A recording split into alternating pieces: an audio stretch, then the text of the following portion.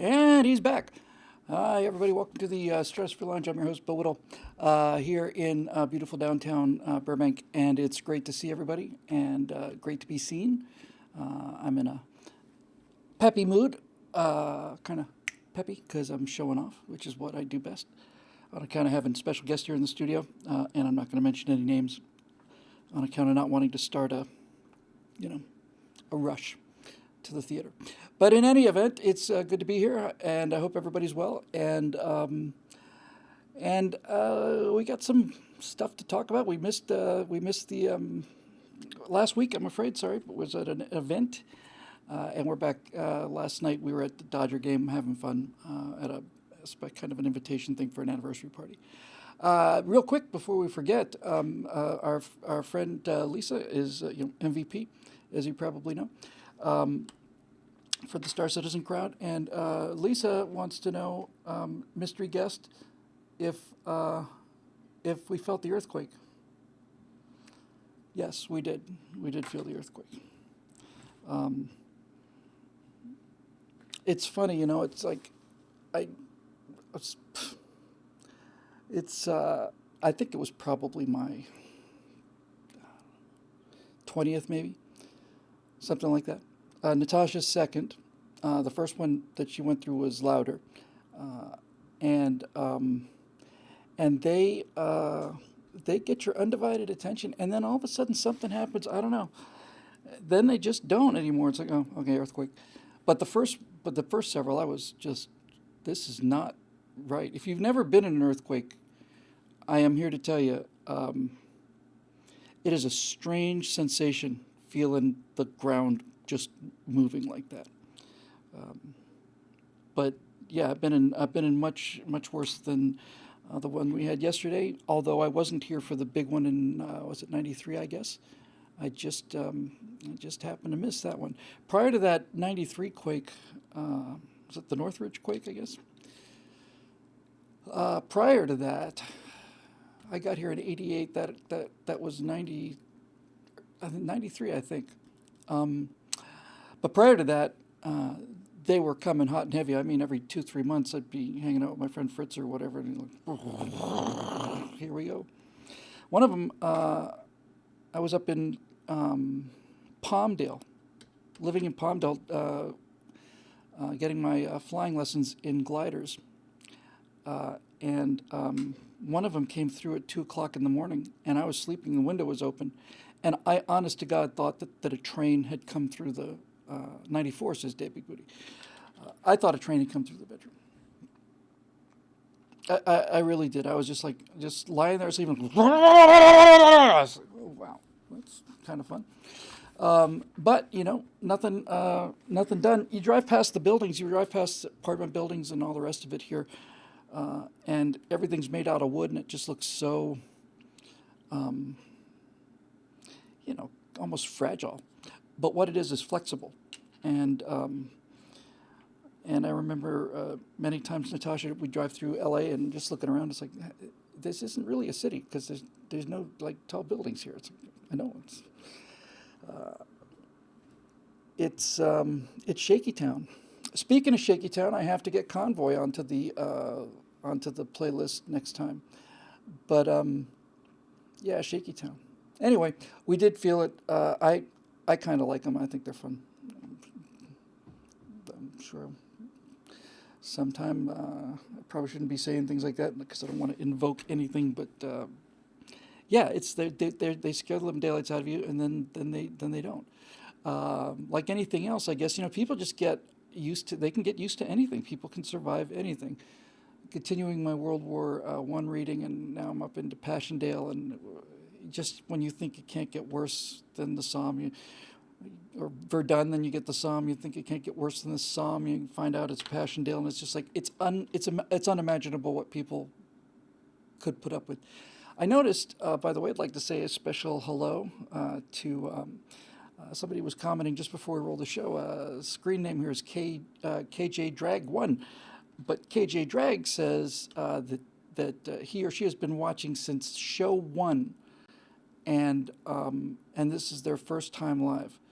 When you say you've been watching since show 1, I'm going to hope that you've taken breaks between the shows, that you weren't just, you know, sitting there and then, you know, the show would come on, then it'd end and be like, okay, next one's coming up. But show one, I got to tell you, that's a while ago. I want to say, you said watched them all last night. Yeah, well, you know, the Stratosphere Lounge actually is a useful program in many ways. It certainly provides relief for insomniacs and people who have trouble with sleeping in any particular way. It's been known to, you know, patients who've had severe trauma, arm ripped off or something, find that they're able to simply relax and go to sleep just in the presence of the Stratosphere Lounge show. So it's nice to be doing your part. Let's see, what else? Another week goes by without a firewall, and I'm awful sorry about that. But I get every week, I've been talking about it, I think this is the third week I've been talking about it. I have seen the rough cut of part 2 of this Apollo thing. It's 4 parts, and I didn't know it at the time, but the final part, the part on Apollo 11, is almost 2 hours long, all scripted. Just part 4 is 10 firewalls worth of writing. Altogether, it's probably 36, 37, something like that. Speaking of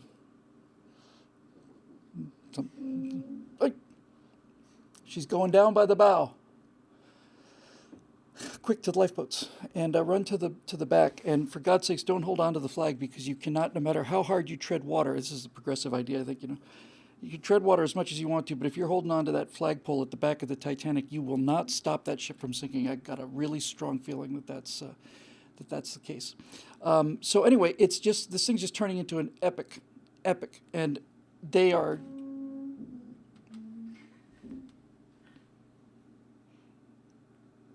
She's breaking up.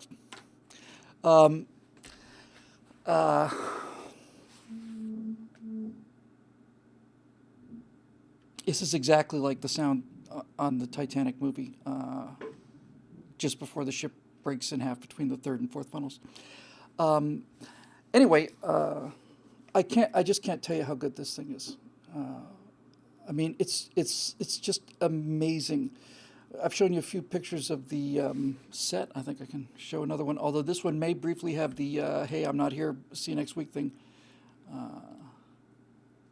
There you go. And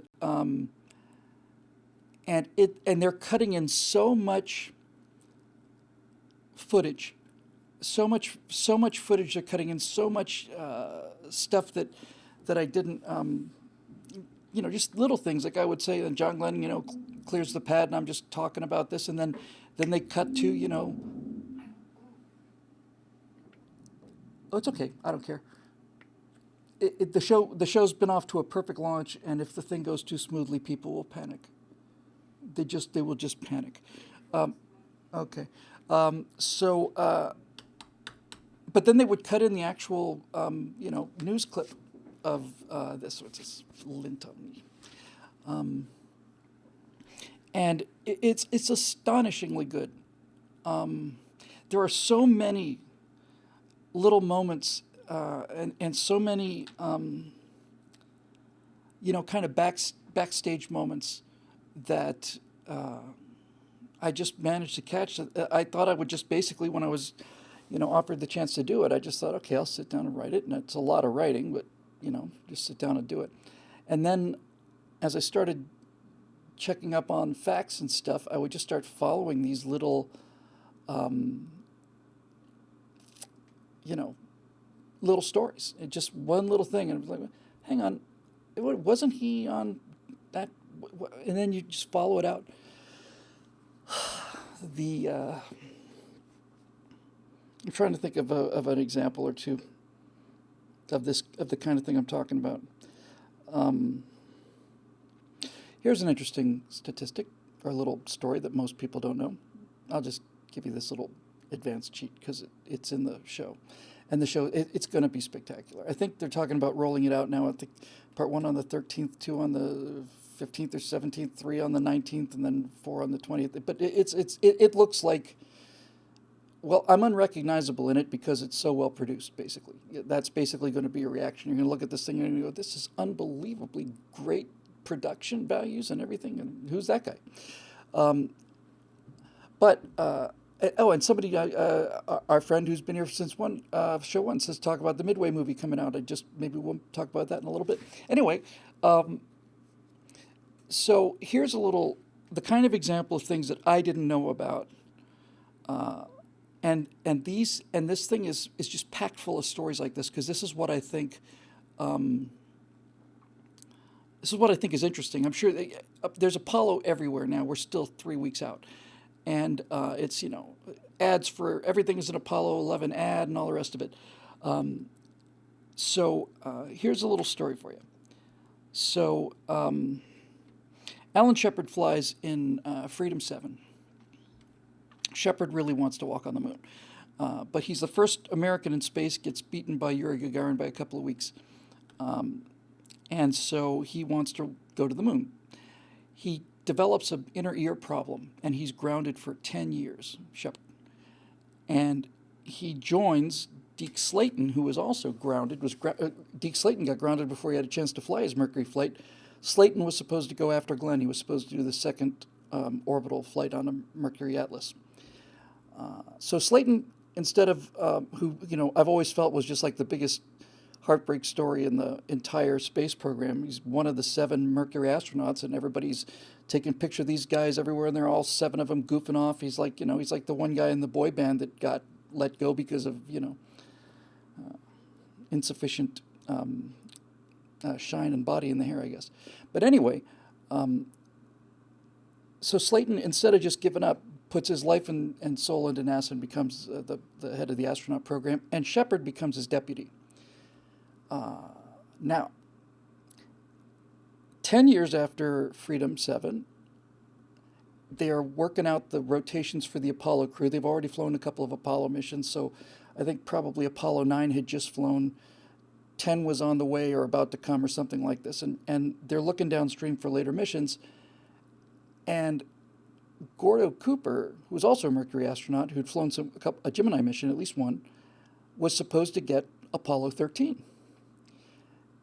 And for reasons that remain opaque in the mists of time, Slayton pulls Cooper off of Apollo 13 and replaces him with Shepard. So now Alan Shepard's going to be the commander of Apollo 13. Cooper goes nuts, needless to say. Deke Slayton said it because he didn't think that Cooper was taking the training very seriously, and Gordo Cooper was definitely the kind of the oddball of the original 7. But just mostly out of friendship, I guess, Deke Slayton pulls Gordo Cooper off of Apollo 13 and replaces him with Alan Shepard. Alan Shepard then asks Jim McDivitt, who had commanded Apollo 9, if he would be his lunar module pilot, which means, hey, Jim, do you want to go walk on the moon, with me, first American in space? And McDivitt says, no, I'm not flying with you. I don't think you're qualified. That's pretty interesting. Shepard's reaction to that was not recorded. At least I was not able to find it. But Jim McDivitt told Shepard, "I'm not flying with you. You've been on the ground for 10 years, and I don't think you're ready for a landing mission. I just don't think you've got the training for it."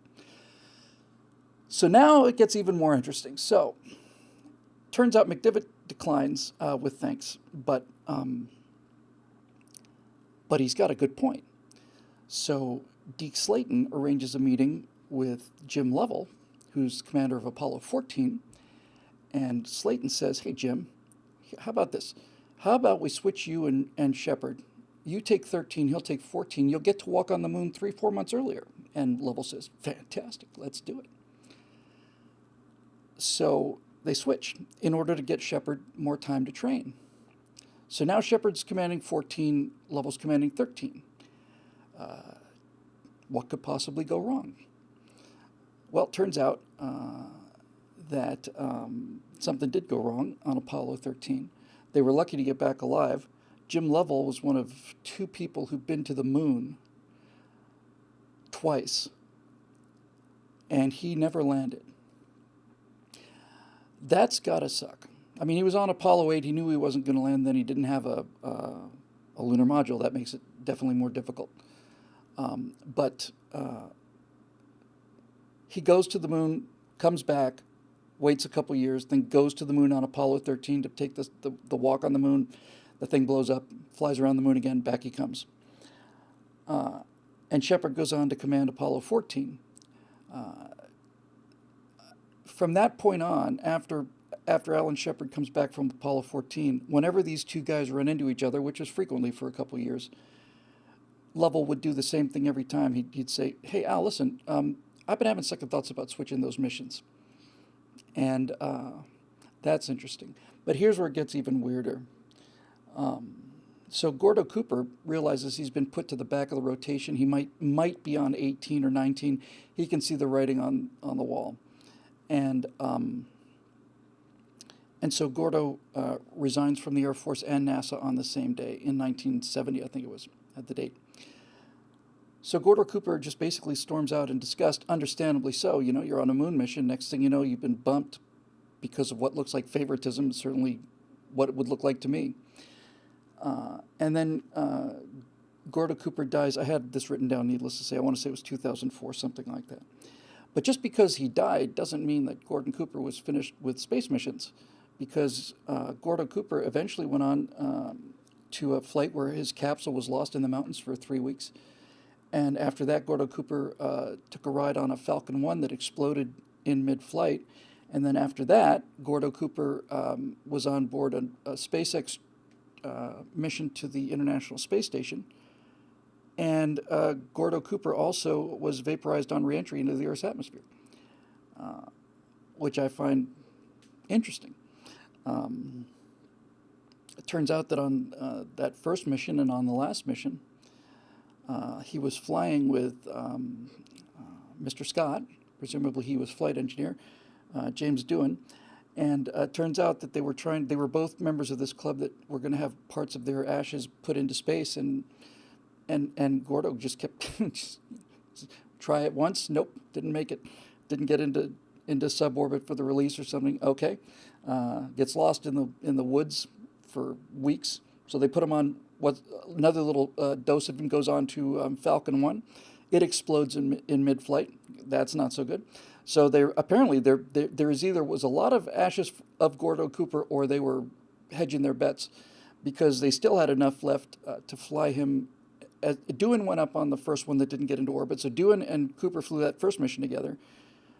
Cooper was alone when the Falcon exploded. Doohan and Cooper and something like 130 other people went up on the SpaceX first successful resupply mission, unmanned mission to the International Space Station, and their ashes were released in orbit, and they decayed probably about a month later. And tiny little meteorites, and there's parts of them up there right this second. Mr. Scott and was it J. Gordon Cooper? These kind of things to me are what makes history just incredibly interesting and fascinating. We got a bunch of them in this thing, so I'm as excited about it as I can be. And apologies for missing a couple of firewall weeks, but I'm still putting pictures into this stuff. The guys over there that are doing it are just tremendous. And there's one other thing I'll talk about real quick. Let me go back to that picture. Yeah. So basically, I do the whole thing from this incredible set. They've got 3 cameras in there. And I just basically telling the story of the space race as it looked to me. And KJ Drag is his first time live, but he's winning the internet tonight. Who is that guy? I have no idea. Some ruggedly handsome, steely-eyed missile man they found to do this kind of thing. But it was basically me just writing about the space age as it occurred to me, and as I began to realize how much work was going into it, and how much effort and how, literally cast of at least 20 people working on this thing. I began to realize that this thing is, I think, going to be actually kind of important. And I had this strange thought the other night when I was leaving after watching the first cut of part 2. That sounds a little egotistical, but that's what we've come to expect from this show. I was coming out of that edit, and I thought, this is why the eyesight went. This is why I didn't get to go to the Air Force Academy. This is why I didn't get to fly. I didn't get to fly because I was ready to fly, and I know the kind of people, and I know them personally. I know Burt Rutan and Mike Melville and a bunch of these guys, and I didn't get to actually fly because somebody had to write about it. And it's a strange feeling, and a really cool feeling. But I don't want to say it's a heavy burden or anything, but it's something to think about. You're basically becoming a spokesperson for this entire thing. This 10-year-old boy, is like out there half a century later, telling the story. And one of the things we talked about briefly, I don't know if this is going to happen or not. I'd like it to happen. I'd like it to happen on July 20th. It may not happen on the 20th. It may happen after that. It may not happen at all. But I would like to find the number one moon hoax guy, the number one guy who represents the fact that the landing never happened. And I would like to debate him live on the 20th of July. And I'd like to start the debate at 4:17 Eastern Time.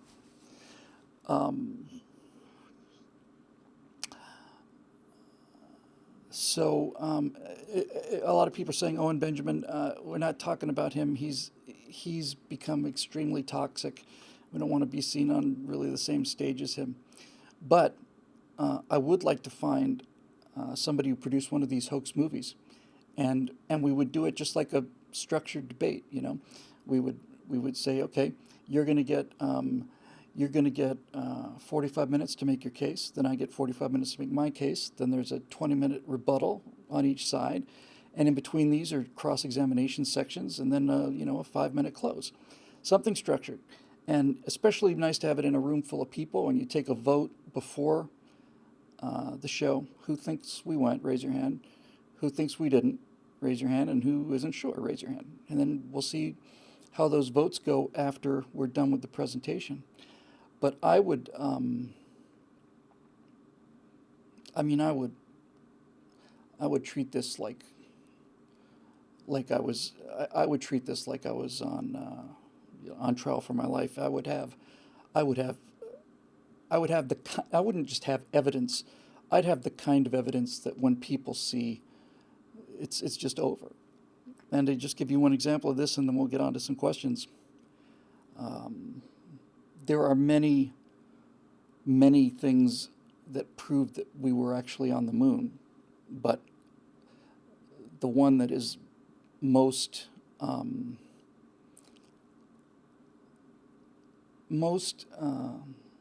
compelling is this. You see it from the first moment on Apollo 11 to the last moment on Apollo 17. The out-the-window footage, which we didn't see until after the crew got home, was film footage.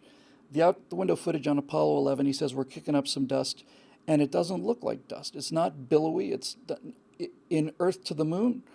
When they shot that scene, you see this billowing clouds of dust. And even on the animation that we were all watching together, there was this billowing cloud of dust, because that's what dust does, is it just rises up in a cloud. But you look at the dust on the landing out the window, and what you see is it's like somebody took a high-pressure water hose and is just squirting it straight down at concrete. It's going just blasting straight out at high speed. No dust. It's just blowing out. And that's because these very fine particles, Armstrong said it looked like talcum powder, are in a vacuum. So now it gets interesting. The kind of evidence that is overwhelming evidence is, I just saw a couple of these. You guys know what a railway car that holds like oil or liquid, right? These gigantic, enormous steel cylinders. They're incredibly strong. And at least 2 or 3 occasions, somebody has set up a contraption where they basically take a hose, attach it to the inside of this thing. Then they find some other reservoir and they pump air out of it to make a partial vacuum, as close to a vacuum as they can. Tank cars, yeah, thanks. And then they open the valve, and basically what happens is all of the air that was inside the tank rushes out of the tank, and this enormous, unbelievably strong steel structure just goes just crunch, just like you had a soda can. It just goes like that, and that's because of air pressure, and we don't feel that because we're creatures of air pressure. We live in the air. Everything we do down here is at 1 atmosphere of pressure, so it's certainly not surprising to us that if you look at a steel railroad car, it doesn't just crush itself. But when you take the air out, and the best way to think about this is imagine a sheet of tissue paper, and you just poke your finger right through it. That's when the air pressure crushes the car. When the car's not being crushed, it's because you still got the same piece of tissue paper, but you're pressing with one finger and you're pressing with the other one. You can press as hard as you want to, and that tissue paper is not going to rip because the air inside the car is equal to the air outside.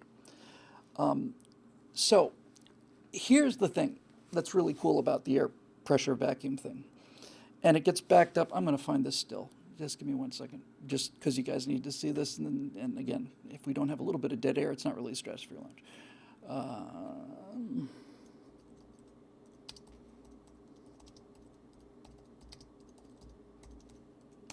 And I unbound the space bar after only a year's. This will work. So I'm going to show you a picture here, gangaroos. And what I'm going to show you here, and let me just move this out of the way. So what I'm going to show you is a picture of the world's largest vacuum chamber. This is the largest structure on Earth that is capable of maintaining almost a perfect vacuum on the surface. Not quite, but close. And here's what the world's largest vacuum chamber would be. And remember, if you're faking this moon landing, you got to be in a vacuum because otherwise the dust doesn't do what it does. So here's the largest one in the world. Let's make this a little bigger. There we go. Let's open for a better quality image, but it gets the point across. So here you go. You can see that this thing is surrounded by, what is that, 10 feet, 15, 20 feet of concrete, and inside this is walls of steel, and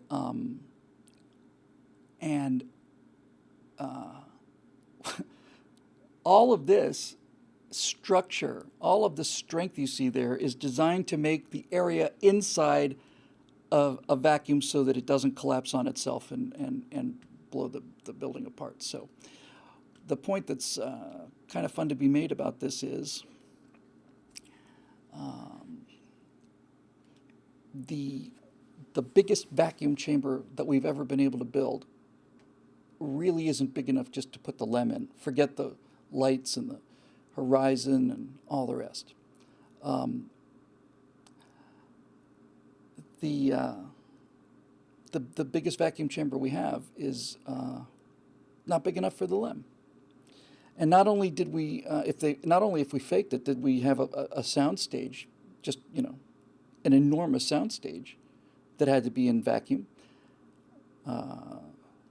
It does make you wonder why, if you're going to fake this whole moon landing, why you would go back 7 times, and especially why on the last 3 missions you'd put a golf cart on there. On Apollo 17, the rover was sending back real-time video, and they drove 12 miles. And every single frame, essentially, of that 12-mile drive, you can see the dust coming off of the rover, and the dust is behaving just like a jet of water, just exactly like water. And that's it. That's the end of the argument. You can't make dust do that unless you're in a vacuum. And I've had several engineers tell me it is a tougher thing to do to build a movie studio the size of the Apollo, big enough to fake the Apollo 11 moon landing. It's harder to do that than it is to go to the moon. If you're going to fake the moon landing, the easiest way to fake the moon landing is to do it on the moon. So you can make these arguments all day, but the thing that wins debates is watching that oil tanker just go. It's you just take your breath away. It's astonishing. The pressure, air pressure. So that's one of many things. And if we can make this debate happen, I'm gonna look at every single moon landing conspiracy film I can find, and I'm gonna make sure I've got an argument to make sure that I've got a response to every one of the arguments. And it's like the Loch Ness Monster, it's like these two lines are diverging, so there must be more than one light source. They're diverging because it's a wide-angle lens, and I'm going to just take a regular iPhone, I'm going to take a doorway, and I'm going to stand back here and say, see how lines are parallel? Great. I'm going to walk towards it, and it's closer and closer and closer. See how they seem to bend out? There you go. And when you do things like that, where people can do this experiment on their own, there's no way to beat that. I mean, it's just, you can't beat it. If somebody's saying, well, the reason we didn't go to the moon is because these two lines are not parallel, and then you show people, well, here are the parallel lines of a doorway. Now watch, I'm not going to stop the camera. I'm just going to keep coming. Watch what happens. And you see these things start to bend.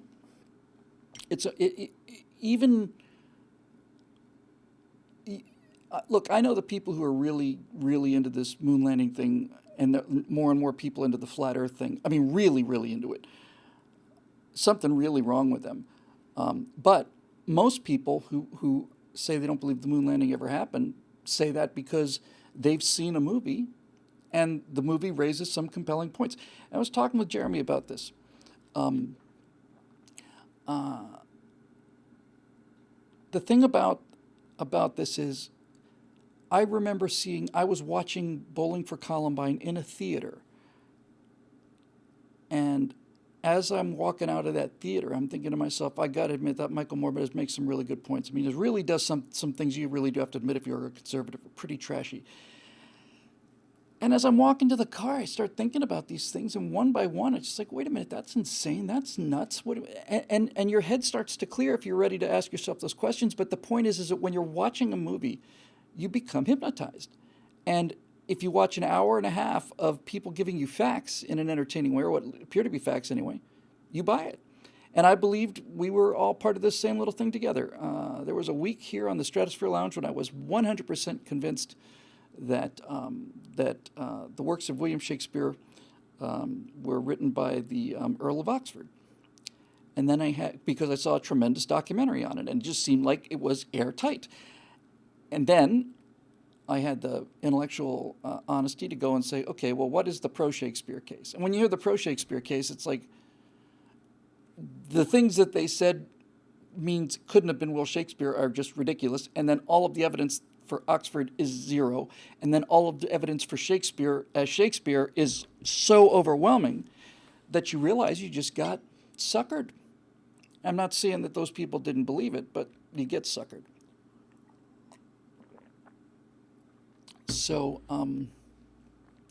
So anyway, it's going to be whether we get to. I'd like to do the debate regardless, because people have to put an end to this. This is like one of these things that's becoming true because it's just repeated so many times, and no one is knocking it down. And all people hear is this, and then they grow up hearing that the moon landing is a big fake, and they well, okay, that's what you grow up knowing, is that the moon landing was faked. Going into this, I knew that one of the outcomes of this series was going to be that if you had the courage and the perseverance to listen to the entire 4 hours, it turns out it's almost 5 now, you could not come away believing that the moon landing didn't happen.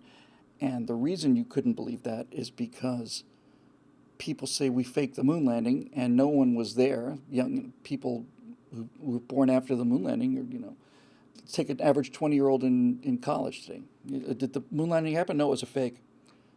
How do you know that? Well, I saw that the lenses and the lines don't match, and they found a rock with a letter C on it, and there's a number of reasons to show that these things were fake. So I know it was fake. Now, the thing that context provides you is, if you've got a conspiracy, at what point in the deck do you insert that card? I know I'm repeating a few things I've said the last couple of weeks. It's just on my mind, and it's just interesting. Where does the conspiracy begin, and where does the conspiracy end? And here's an interesting example of that. They've got pictures now of the Apollo landing sites taken by the Lunar Reconnaissance Orbiter. On particularly low orbits, they actually lowered the orbit on a couple of these, and they got close enough to the surface so that every single one of the 6 landing sites, there's a very high quality image taken from lunar orbit looking down. Every single one, you can see the descent stage of the LEM, you can see all the packages, you can see the footprints, you can see the car tracks, you can see all of it. And everything is exactly where it's supposed to be and goes in the right direction for the right distances. And these Lunar Reconnaissance Orbiter missions show pictures from all of the landing sites. Now, the conspiracy guys will say, well, that's fake as well. But here's the problem with that. If it turns out that those pictures are fake, that if they're saying that these pictures that show that show the Apollo 11, 12, 14, 15, 16, and 17 sites from orbit, if those are fake, then not only do they have the conspiracy problem of having to convince 375,000 people at NASA that this never happened, but you also have the problem now of having to maintain a conspiracy that goes from 1969 to 2019, which is 50 years, because there still have to be people who are doctoring the images coming out of the satellites. That's an awful lot of conspiracy. It's just, I don't want to give the whole show away. We're going to move on. This is the last thought I had. I had this thought last night. I'm sure I'm not the first one to have this thought. Take a Joe conspiracy guy, whoever it happens to be. When you talk to them about this, you say, so how come, I mean, there must have been at least tens of thousands of people who were in on this. Yeah, that's right. And nobody said a word? No, because if they were going to say something, they'd be killed. Okay. Even test pilots, guys who've got that kind of fear, restrictions, guys that are ready to fly to the moon, guys who, so if they didn't fly to the moon, they were still selected from the armed services. Test pilots, there are test pilots, we can agree on that, right? There are Air Force pilots, right? You're telling me every single one of these guys was so afraid of dying that he spent his life as a test pilot, and nevertheless, not a single person said anything? They were all afraid they were going to be killed. And here's where you get them. It's like, well, if test pilots who work for NASA and who could really open this case wide open are too scared to talk about what apparently really happened for fear of being killed, then why am I having this conversation with you? Why aren't you dead? If you're telling me that the entire conspiracy hinges on the fact that people are frightened for their lives, that's the only way you can get all these people to do this conspiracy thing. Well, if you say something, they'll kill you. How come they haven't killed you? You're a nobody. You're telling me they're ready to kill Neil Armstrong if Armstrong decides that he's going to let up that this thing never happened? And Armstrong is living in fear of this to the degree where I can't tell anybody, they'll kill me. Okay. So the bravest guy in the world, the most unemotional guy, the guy who's most likely to take a risk of dying and understands all of this, is too terrified to speak out because NASA will kill him. But here you are, revealing all of this secret information. And why are you still alive?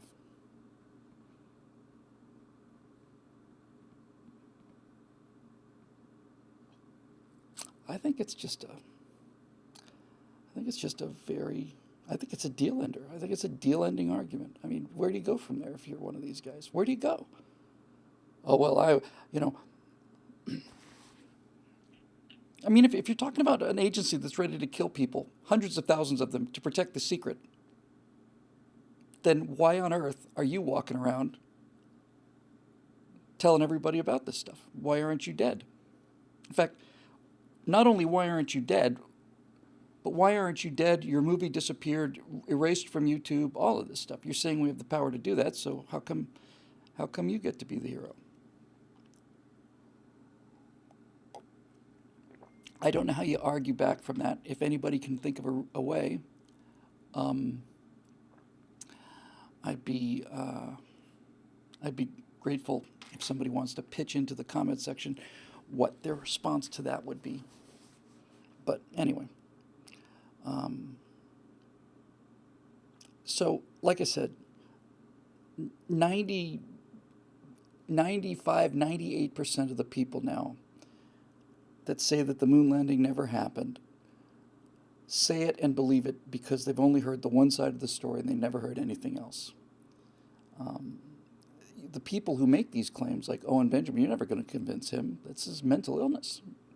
And I'm sorry to have to put it so plainly, Owen, but it's mental illness.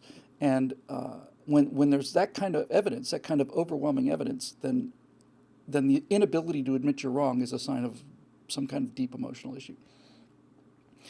I'm willing to say, look, and I think we begin the debate by this. We say, hey, let's just all make an agreement. I'm perfectly happy to make this agreement. If you make a compelling case, I will change my mind. You make a compelling case that it never happened and come up with points that are insurmountable, then okay, I'll change my mind. But see, the thing too is that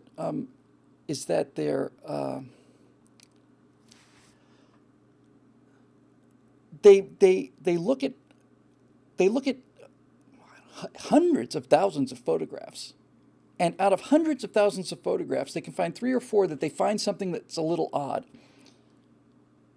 But they never actually tell you what happened. And so that's why if I ever debated one of these guys, I would just say, first of all, I believe in the Apollo 11 moon landing and the entire space program as written.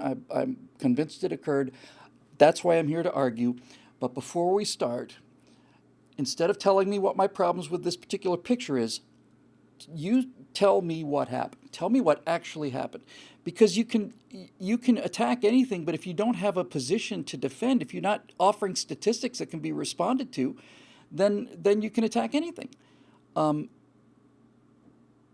Steve Darrow says, attacking me with these supposed facts is a sign of aggression, which proves that you're trying to bully me. And that to which I would reply, well, that may or may not be true, but the fact that you've already moved off of the topic of whether the moon landing ever happened or not, and it got onto the topic of whether I'm too mean to you or not, is an indication that you lost the argument. So anyway, it's just my attitude about it has gotten more mature. I'm not nearly as angry about it as I used to be. And certainly if I was doing that debate with somebody and history was, on my shoulders, I would be as nice as I could possibly be. Steve Darrow says, yeah, but you're just a racist. And my response to that would be 5,000 hours of me talking without a script on the internet. And they turn up one interview with somebody else talking about a book called The Bell Curve. That's the total evidence you have. When I'm on record 20 times saying that Booker T. Washington proved that black students had higher test scores and so on than white students. But that doesn't matter. It doesn't matter, because the minute you try to make the argument about me is the minute that you admit you lose. Well, you're a racist, we shouldn't listen to you. I've been thinking about all this. I've been thinking about this for like the last several days, especially the last 24 hours. And I think if somebody said, well, you're just a racist, so we don't have to listen to you, I think what I would say is I would turn that around on them and say, all right, let me ask you a question. Did slavery happen in America? Now, if I told you it didn't happen, you'd say I was nuts. But what if Barack Obama said that slavery never happened? And what if Kamala Harris said it. And what if Al Sharpton said that slavery never happened? If Barack Obama stood up in front of the American people and said that slavery never happened, would that mean that it never happened because he's credible? Or are there things that are true regardless of who delivers the message?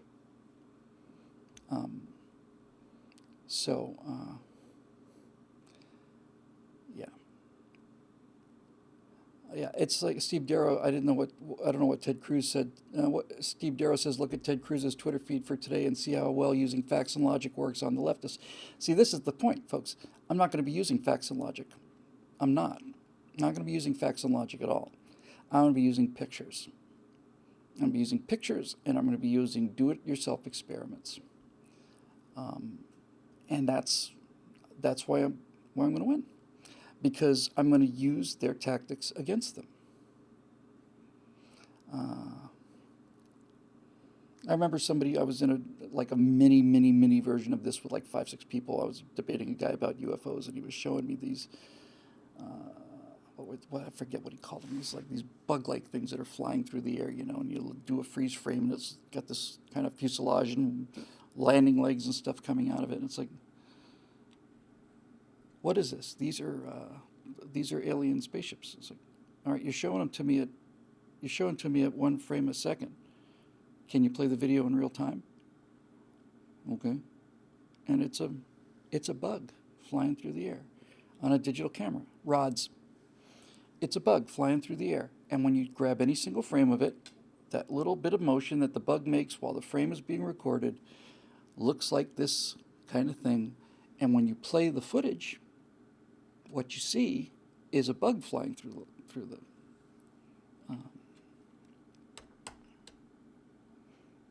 the camera.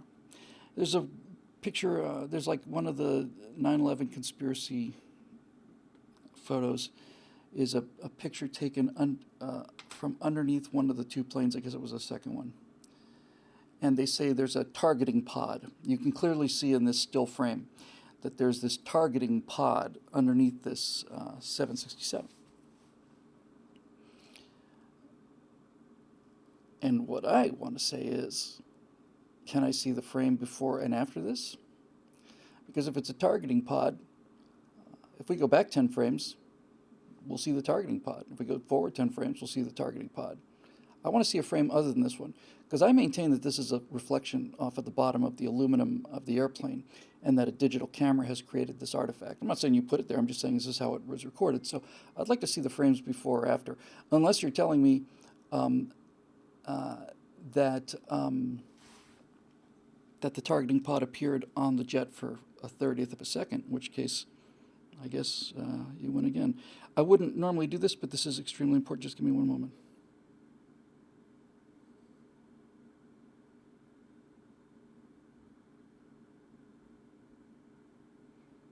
Sorry.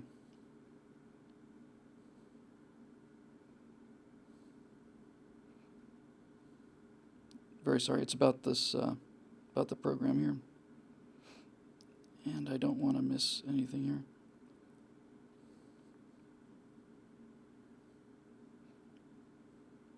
I hate, like I said, if it's no dead air, it's not stress-free lunch.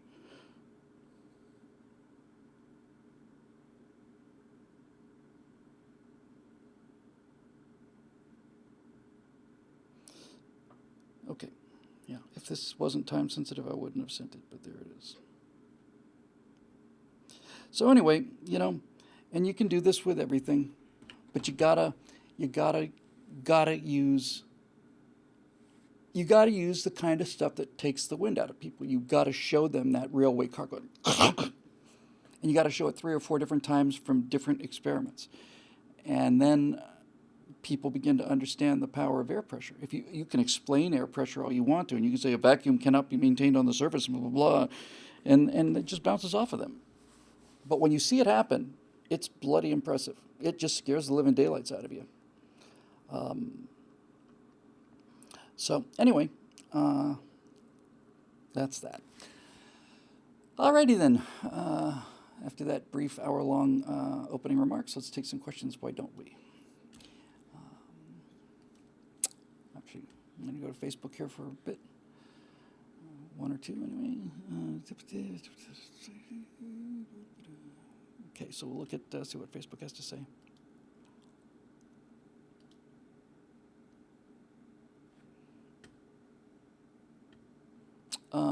Christopher Dale Goodwin wants to know, do I have any favorite Independence Day traditions? We have a little parade in our neighborhood that we watched for 3 years in a row, and I went to Burt Rutan's place up in Coeur d'Alene for probably 4 years in a row. I miss that tradition very much too. But generally, no. Yesterday I had a chance to go to a Dodger game with a group of people, and that was a fun way to spend the 4th of July, but I don't, I'm afraid, sorry. Eric Blake wants to know, hey, Bill, this one's been bugging me since long before I even joined the TSL community. Some time ago on the lounge, you said the best kind of message film for our side is essentially a bait and switch. Present the left's POV as attractive initially, but over the course of the film reveal through the hero's arc what the truth is. I agree, but here's the problem. I've long noticed just how knee-jerk our side is with pop culture. Yeah, you bet. If the film's advertisements don't spell out the conservatism, they'll just look at the initial setup and go, oh, just more lefty propaganda. So how can we overcome this problem and get conservatives on board with our bait and switch stories? I don't really like the term bait and switch as much as I like camouflaged. Bait and switch implies that you're actually going to do something that promotes liberal values, and I don't think we ever really have to do that. But you can certainly camouflage the conservative message so that it's not visible. If people see it, then it's over. It doesn't work. It's just a piece of propaganda.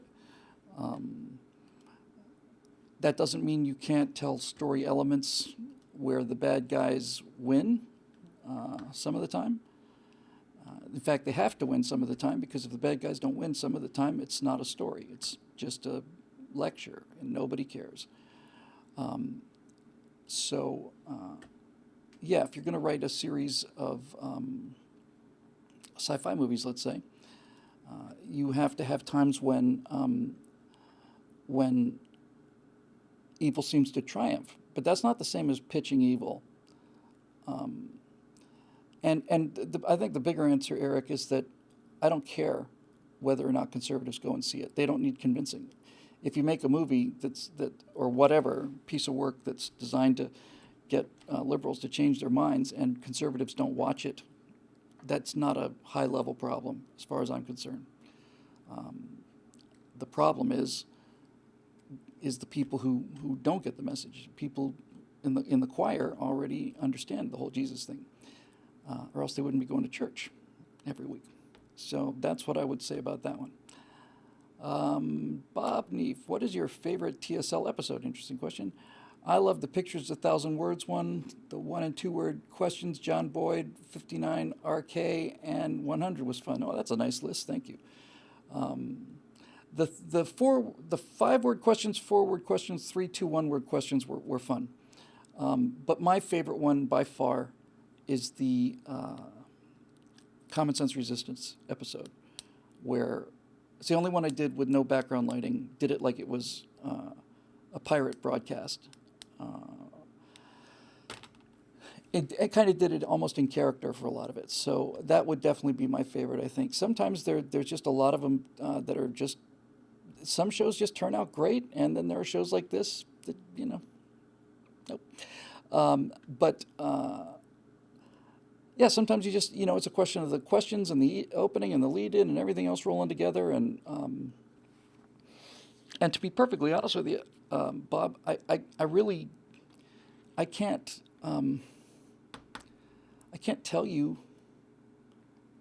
I can't differentiate them in my mind. Most people can't either. It's just one giant blur of like a valve leaking gas for most people. But yeah, I think the TSL one was cool because it was fun to do it kind of in character like that. Let's see. Charles Tomes, top fan, says, is there a better comment on the American spirit than the fact that a B-29 Superfortress, F-4 Phantom, Spaceship 1 and 2, and a Long Easy will fly the same kind of experimental airworthiness certificate? Charles, I've mentioned this once or twice. It's been a while. The experimental airworthiness certificate is one of the last bastions of freedom in this country. It is, as far as I know, the clearest example of somebody saying, I'm an adult and I want to do this, and I understand that it's more dangerous than not doing this and doing the other thing, but I'm willing to accept that risk, and you want some minimal protections about, me not dropping an engine over a city or something, but so we'll fly for 40 hours until we'll fly off our 40 hours, and then if it doesn't fall off after 40 hours, probably not going to fall off. But to me, the experimental aircraft category is it's like everything should be this. This is what America should be. I'm not a. You sometimes, to make things clearer, you have to go to the poles, to one pole or the other, and one pole is where everything is restricted, nobody gets to do anything, and the other pole is where anybody can do whatever the hell they want to all the time, and if you say you don't want to live in a world where everybody's controlling everything, sometimes people say, I guess we shouldn't have any regulations at all then. We hear this all the time. Oh, if you want a small government, I guess we don't need any government at all. That's not what I said, and it's not what I said. I said I want a small government. I didn't say I want no government. So the experimental airworthiness certificate, for those of you that don't know, certifying an airplane is an incredibly, unbelievably expensive and time-consuming process. In order to get an airplane's design past the FAA as certified, it's millions of dollars, and probably, realistically, it's 10 years. It's certainly not. It's not less than 3, and so, if you've got a design or an airplane that you want to build, it's going to cost, the cost of getting it certified is going to be built into the airplane. A brand new Cessna 172, just a Cessna 172, a Skyhawk, I want to say a brand new one is something like $300,000. I mean, that's a house. And my Long Easy was less than a tenth of that, and outperformed it in every way, but it wasn't certified. So this is what adulthood is. It's not just America. This is what being an adult is. I understand that the American people have some kind of an interest in the fact that not any single thing can fly over their house. If you live on a farm, I don't think there should be any restrictions whatsoever. But if you're going to go into airspace where people are below you, you have to pass some kind of minimum standards to make sure the engine doesn't fall off onto somebody's head. But once you do that, then what you're basically saying is, I'm ready to take the risk. And I have seen and been in experimental airplanes that I thought were far better built than certified airplanes, and I've been in one or two of them and seen a number of them that were not. I saw somebody once who put together a Very Easy, which is a earlier, smaller version of the Long Easy. And it's all made from fiberglass. It was laid up fiberglass. And I got close to this thing, and I swear to God, this plane looked like it was made out of chunky peanut butter. It was like if you'd taken Skippy peanut butter and just spread it on something that looked like an airplane. There were so many bumps and lumps, and it was horrible. But apparently nothing fell off it, so he got to fly it, and that's good. That's the way it should be. Everything should be this way. What's the word I'm looking for? A release of liability. Should be a release of liability. If I say, yes, I want to jump off of this bridge using your bungee cable. Yes, I understand there's a risk involved. Yes, I give up my rights to take any action against it. I'm an adult. I'm making this decision. Then I should be able to jump off of the building using that bungee cable, and if the cable snaps and goes into the ground, then I don't get to, or my survivors don't get to sue them when I've given my permission. It's just childishness, and you can't even get past those things anymore. Cessna they changed the law, and they didn't change the burden of proof. They just changed the time. Cessna said if we can get this limit of exposure down to, 7 years, then we'll build single-engine airplanes again. And they did.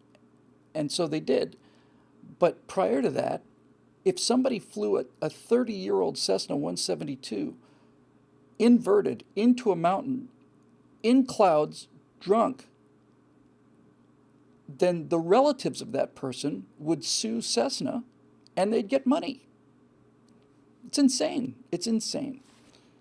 It's just part of the infantilization of everything, and there's a dollar value attached to having that attitude, and attorneys made a lot of money at it, and this whole thing. So if you want to live in a world where you can be sued for everything, and that's where we live in now, that's what you get for not being adults. You're going to get the adult end coming sooner or later, believe me. Hey, we're knocking them down. Top fan, John Michael Fernand, beg your pardon, sorry, Jean-Michel Fernand, beg your pardon. Since he's been in office, he hasn't dishonored the office the way Clinton, Kennedy, LBJ, Roosevelt have. No sex, no corruption, no cover-ups, no scandal. His speeches and public remarks are terrific and backed up by his actions. It is only his tweets that insult individual opponents. They seem to be more strategic and less mean-spirited than they were before he took office. Has he cleaned up his act? Who are you talking about? I'm going to assume you're talking about President Trump. I don't think he's cleaned up his act, and I don't think he will clean up his act. I don't think he's possible of it, and I don't think he's capable of it. And I'd love to tell you that it doesn't bother me, but some of these tweets bother the hell out of me. But this is the price. This is what it costs. This is what having Donald Trump as president costs. This is the price. A guy who's a knife fighter has understood very clearly that anything he says through traditional press channels will be distorted, and not just distorted, but inverted. So he's left with Twitter, which allows him to communicate directly with the American people, which is great and essential. It's really essential. I do wish that President Trump had a person following him around everywhere.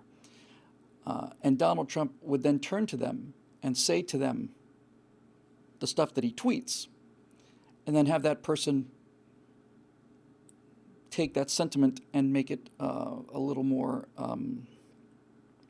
dignified, I guess. But look, this is not only the price we pay; it's a small price as far as I'm concerned. You're right.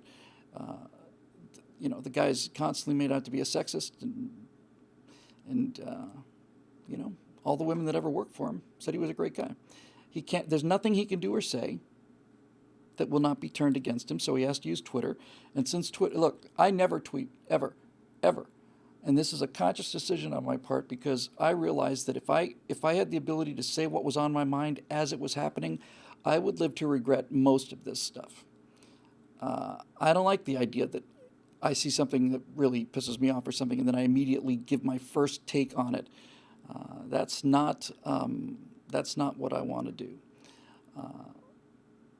But as C.P. Tomes just said in the comment section, he says Trump is a media genius, media troll genius, and he has certainly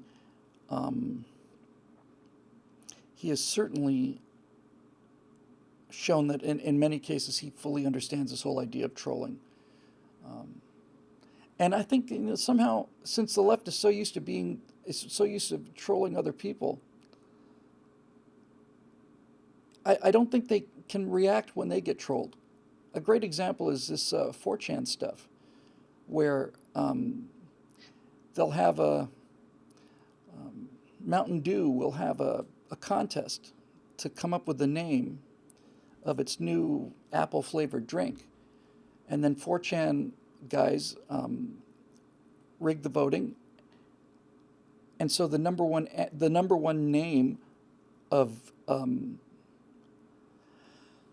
Mountain Dew's new drink turned out to be, because we're going to let the internet name it, so they did. So the number one name turned out to be Hitler Did Nothing Wrong. That was the name of the drink. Bodie McBoatface, as Mobile Moto points out, the British had a competition to let the British people name one of their warships, and the name that won was Bodie McBoatface.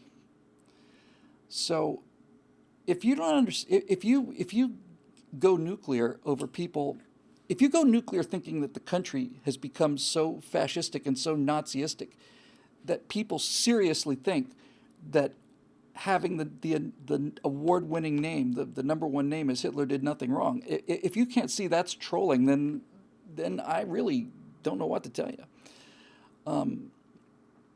And I see them doing this all the time, and I don't, and the left doesn't seem to understand it. Now there are some people, a few people on the alt-right who say some things I think are just absolutely reprehensible, and if somebody said that I was an alt-right commentator, I would fight that tooth and nail.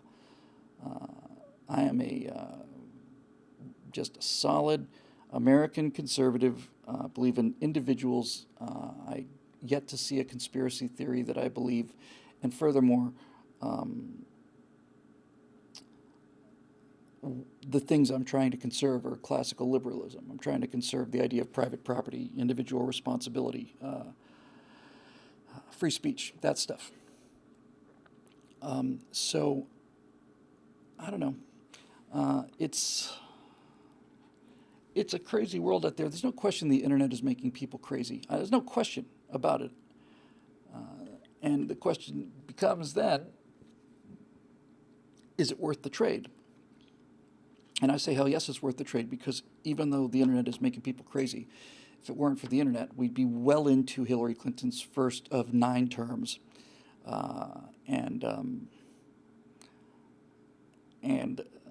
The ability to get information out is worth all of the, filth that it generates. It's worth all of the just plain out and out lies and deceptions. It's worth the fact that it's rewiring our brains. There's no alternative. If there was an alternative, I'd love it. But the ability to get information out directly to people using a system that was designed to survive a nuclear war is our only hope. And it's been paying off. There'd be no Donald Trump without the internet. There's no question about that either. And so, there you go. Let's see, Martin Archer, top fan, says, should we stop, this is an interesting question, should we stop telling kids there's magic in the world? Magical thinking might be a brainworm that starts in infancy with fairy tales, etc.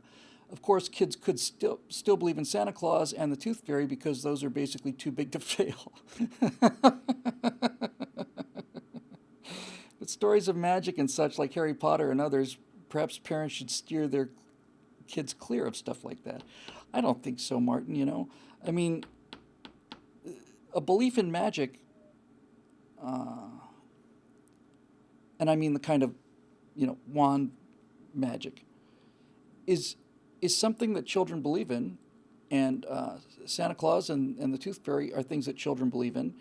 And when I was a child, I believed in those things. Still do, obviously, but when I was a child, I believed in them, and it not only didn't do me harm, it made life fun and interesting and cool. Tooth Fairy is a great example. Losing a tooth is a painful experience. It's not fun.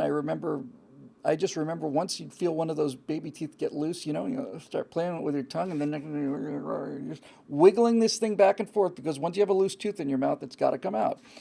And then you'd wiggle it out, and it kind of tear loose in your gums, and you'd mouth full of blood and all the rest of its stuff. It's not a fun thing.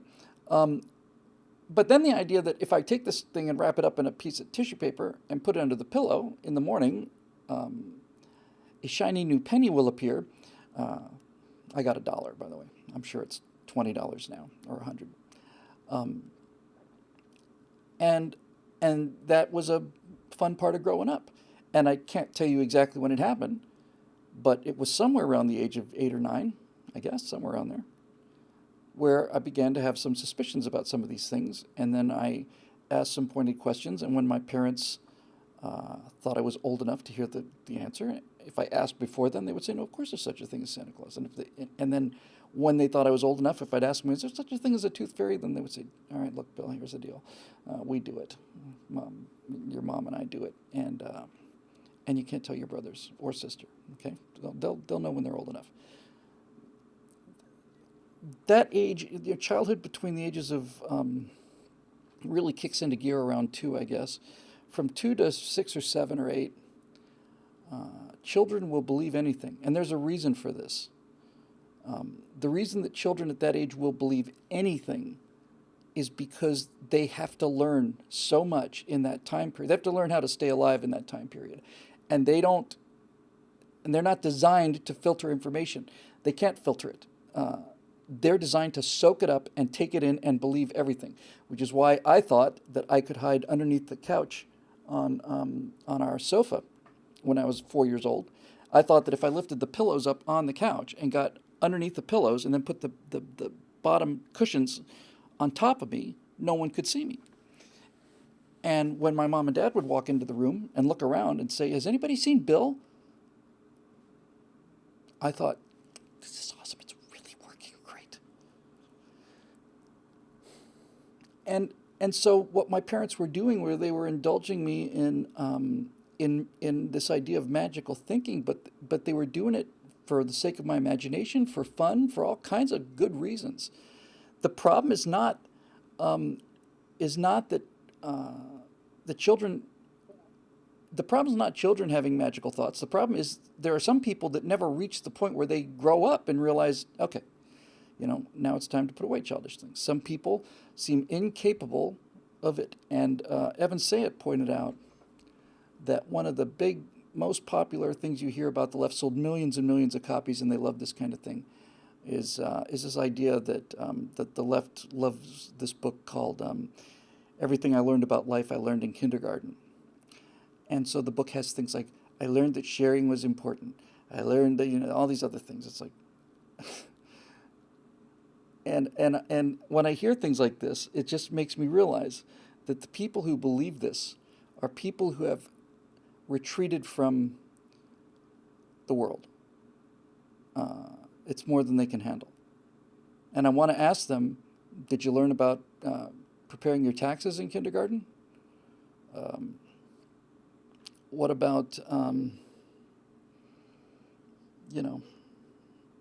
ptomaine poisoning? Did you understand the importance of life insurance when you were in kindergarten? Or are all these things adult things that adults eventually realize are important, and the reason that we have a childhood is that our parents protect us from things that are too complicated for us to handle until we're able to handle them? So whenever I hear this, I learned young children, little kids are the little kids are the ones who have the clearest moral vision. No, little kids are monsters. They're selfish creatures.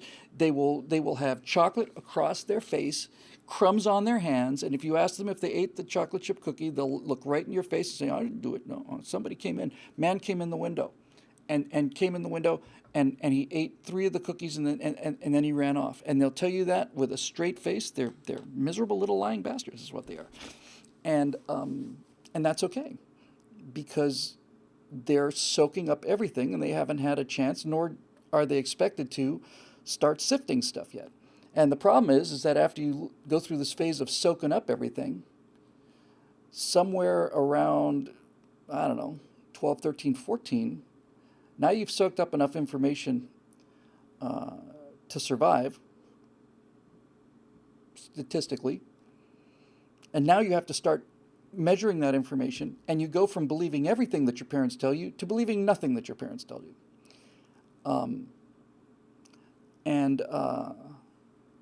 And that's, that's how everybody grows up. That's what growing up is. Steve Darrow in the comments section says, "And you want to argue about the moon landing with one of those people?" Yes, I do. I want to argue about the moon landing with one of those people because I have no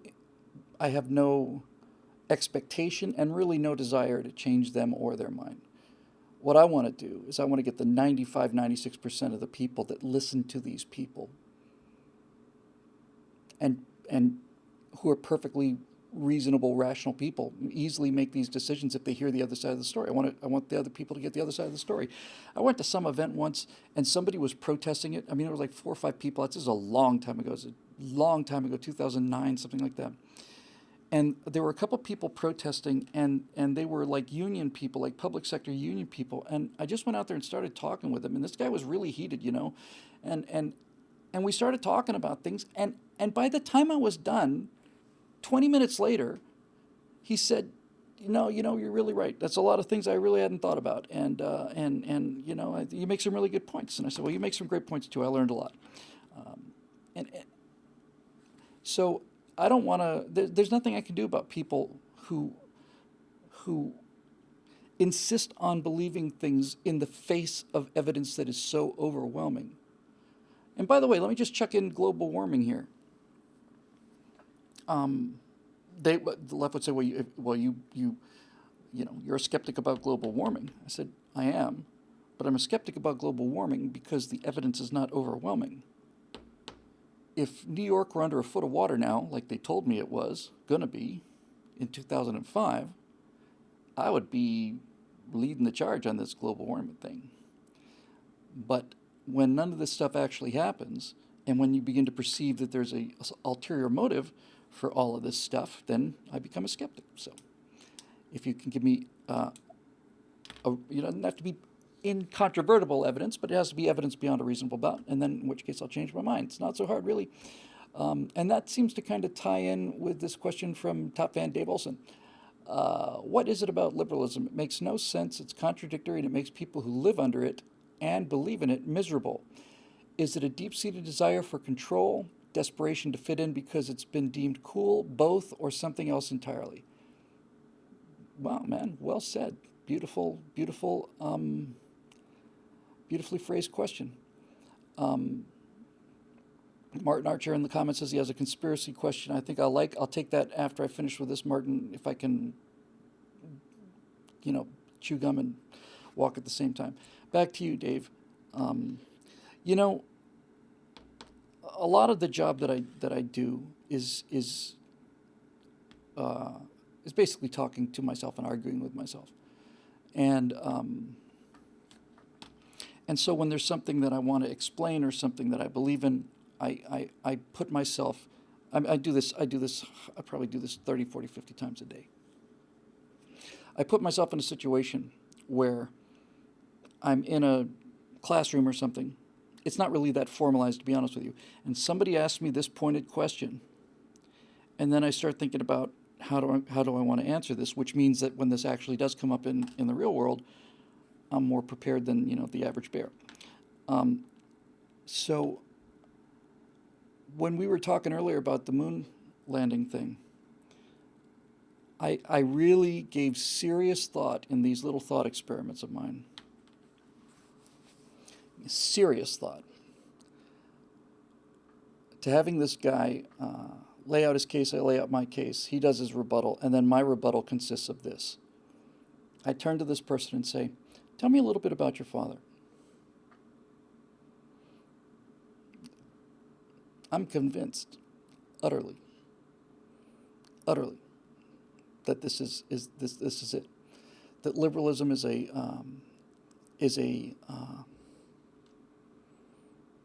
a philosophy that's predicated on a genuine burning hatred of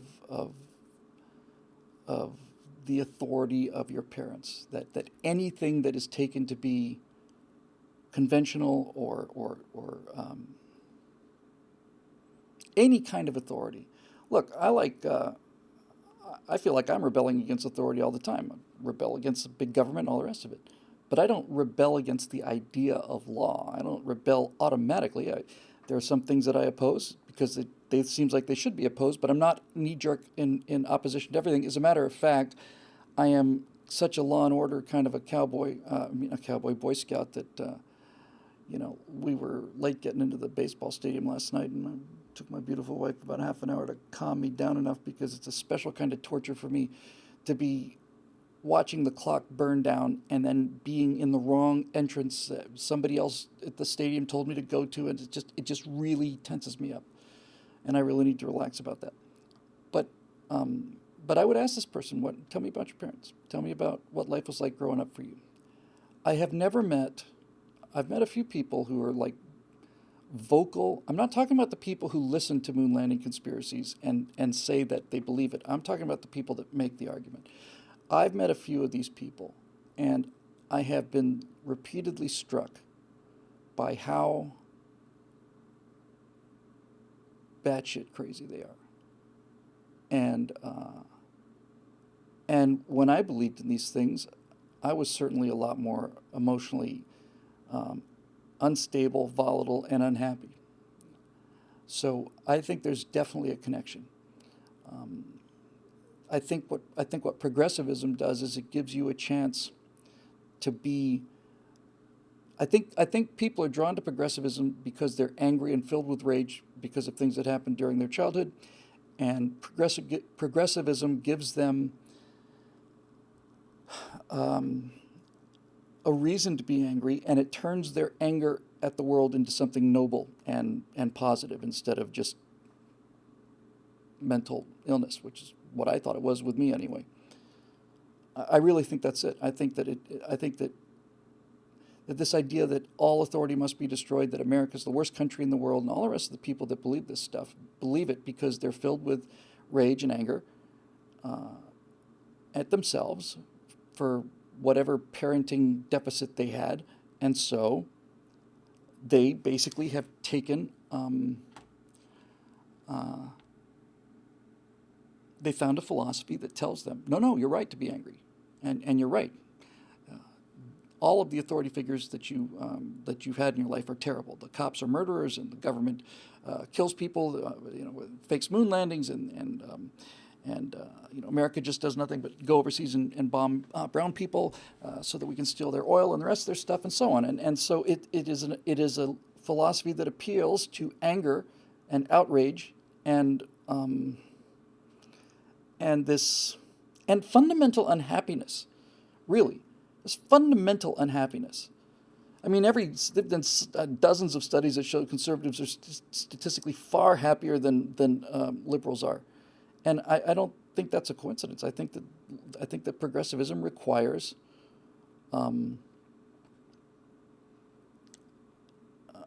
this kind of perpetual fury, and it gives people who are naturally angry a clubhouse where they can go and get patted on the back and feel good about how angry they are.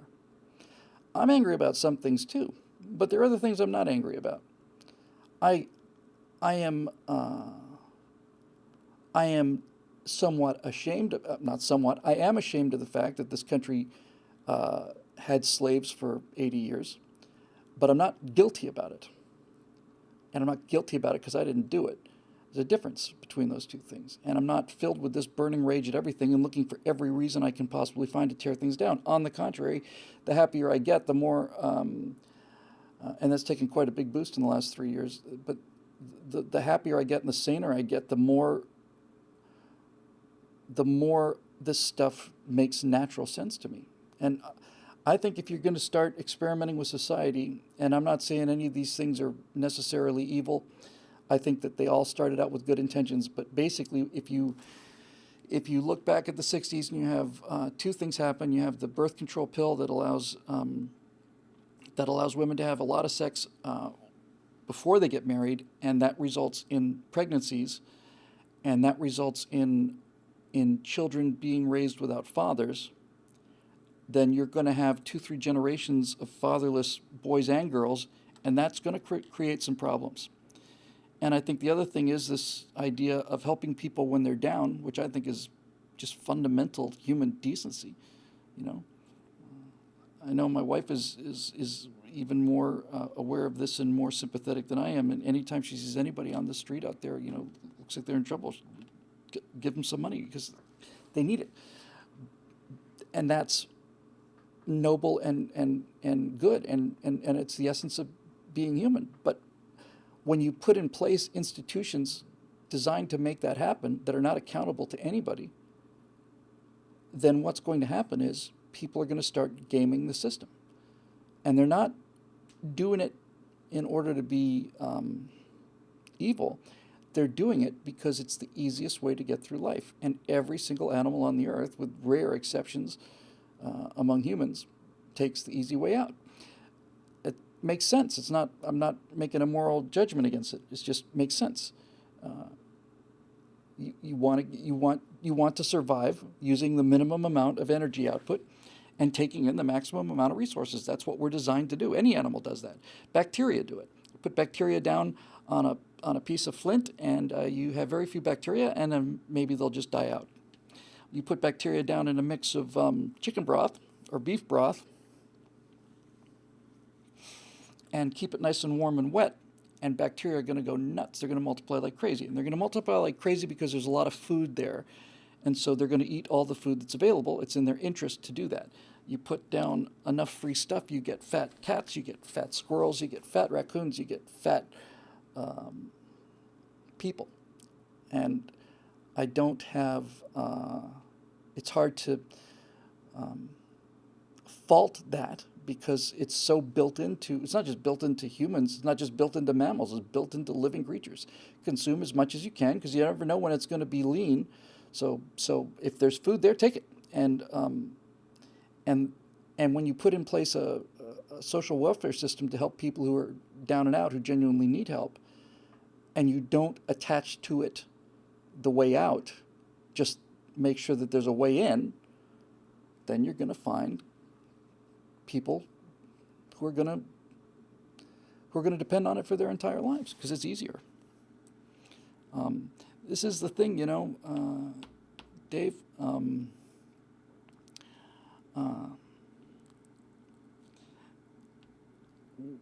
Conservatism, as we understand it, which again is classical liberalism, is a fight against entropy. That's why we can never win. We can just tie. We can win for today, but long-term win is not possible. We just have to fight today, and we can win today. But the idea that laziness and murder, rape, slander, that these things are going to disappear, just not going to happen. You can have goodness disappear, but that's just the way it is. And the reason is because once you mow the grass doesn't stop growing. If the grass stopped growing when you mowed the grass, the whole world would be a garden. But it doesn't, and so it's not. So entropy means that rust never sleeps, grass never stops growing, terrorists never give up, and you have to go out there and cut the grass every day. And this is why the myth of Sisyphus is so unbelievably powerful. I know everybody watching this being attracted to the show because you're all people of advanced intellect and vast education, needless to say, and exceptional looks too, I might add.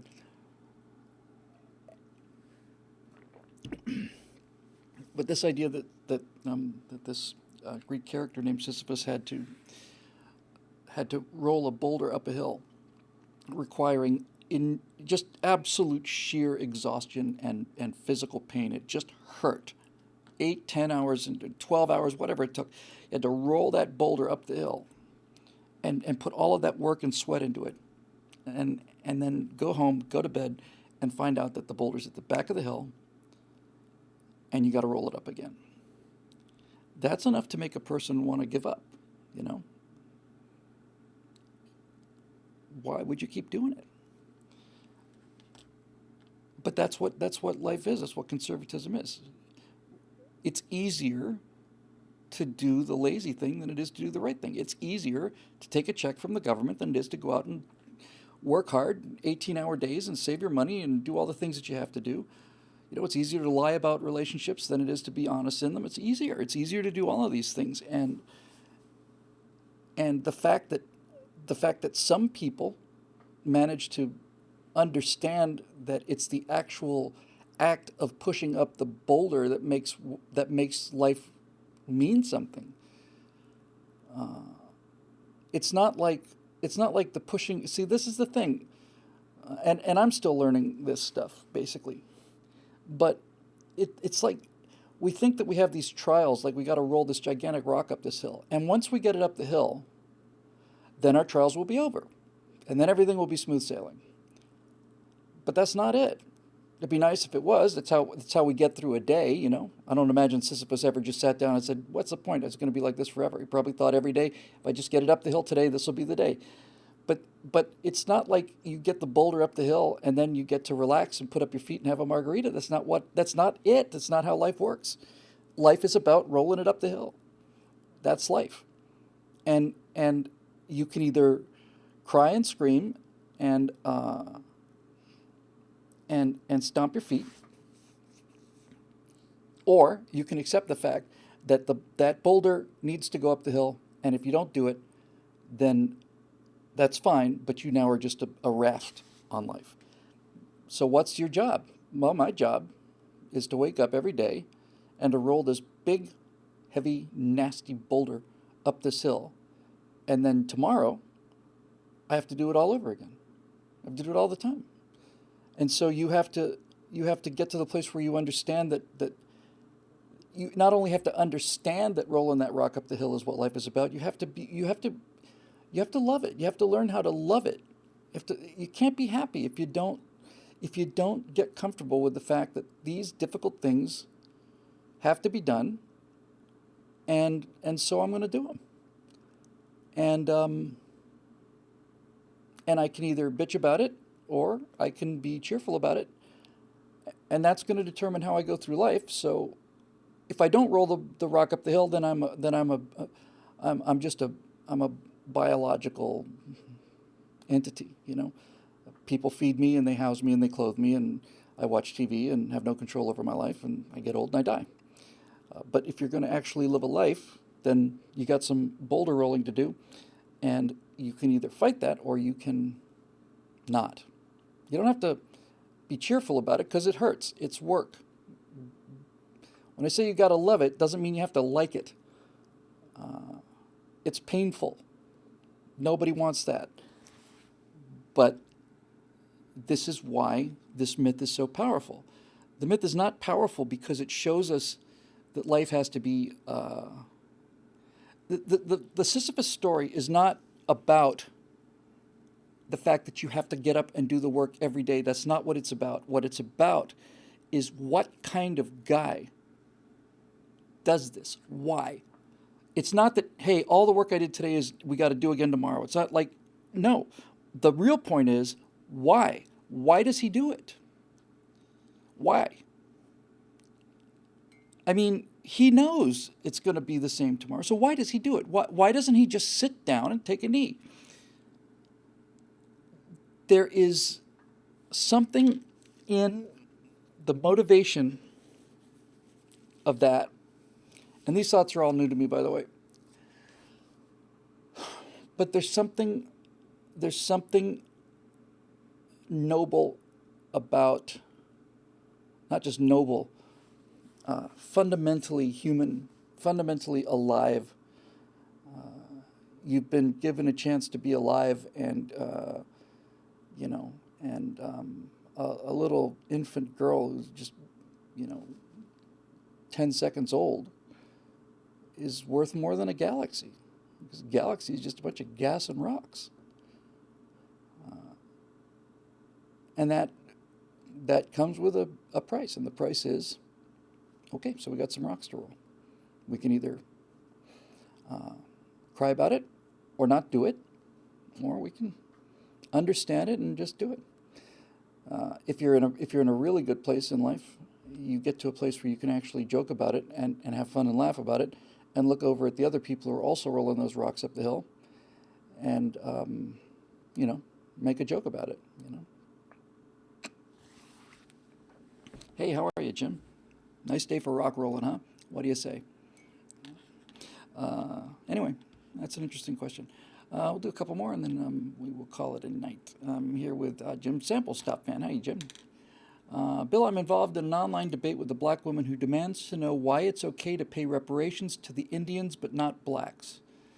My only answer is I am personally against reparations, except directly to those people originally affected and possibly their next generation, since they would have had a residual effect.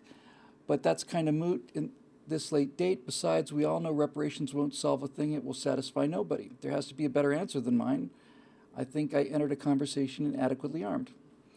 Well, Jim, unless you know something I do, if she's saying, why is it okay to pay reparations to Indians and not to black people, my response to that is, what makes you think we pay reparations to Indians? We don't pay reparations to Indians. We never paid reparations to Indians. Ever. We've set aside territory, but it usually was the crummiest land out there. The only people that this government has ever paid reparations to are the people who were interred in World War II for being Japanese. And the reason that that was okay was because you are paying the person who was harmed. You are actually paying the person who was harmed. We don't pay reparations to Indians.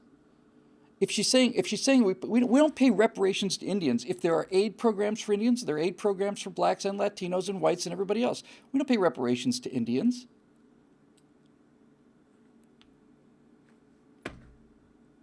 There's your discussion, I think, Jim. You know, sometimes if you go into a debate and you're on the wrong battlefield, it's time to just stop right there and just say, wait a minute, we're not going to, this conversation, you're right. Your attitude and your perspective makes sense because you're starting with a premise that's not true. That's why I disagree with you. I have to tell you, I'm going to wait until I get the results back. I want to do a firewall about this. I think this is going to be awesome. So our office manager, Shelley, brought me the news from a couple days ago that I'm sure most of you have heard about. It turned out that somebody did some research and found out that Kamala Harris' family owned slaves. Weren't slaves, owned them. So Natasha and I have been sitting on one of these DNA tests for 3 years now. Just never really got around to it. We're just sitting in the boxes. So finally we just got the boxes out, and I mailed them today, as a matter of fact. And here's what I hope. And not only what I hope, but what I expect.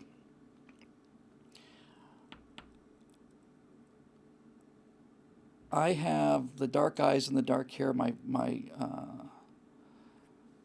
I just go to the grandparents. My father's father is British and has been British back into a long time. My father's mother is German-Polish. My mother's father is British going back forever, but my mother's mother is Portuguese. And that's the dark eyes and the curly hair and all the rest of it. Now, knowing a little bit about history, I know that that Portugal and Spain were conquered by the Moors and by the Muslims. And so these dark eyes here didn't come from nowhere. These black shark-like dead eyes that I have are coming from somewhere. So here's my hope. This is my genuine hope. I really genuinely hope that when we get that genetic test back, I think I'm going to find that I have significant percentage of African blood. I certainly hope so. I really think that's going to be the case. I know for an absolute fact I'm going to have more black blood in me than Pocahontas has Indian blood in her. And here's what I love about this. When we get these results back, and if we find out that there's a significant percentage of my genetic code comes from Africa, which I'm convinced is the case, then I am going to write a firewall where I am going to ask Kamala Harris at what point I can expect a check from her.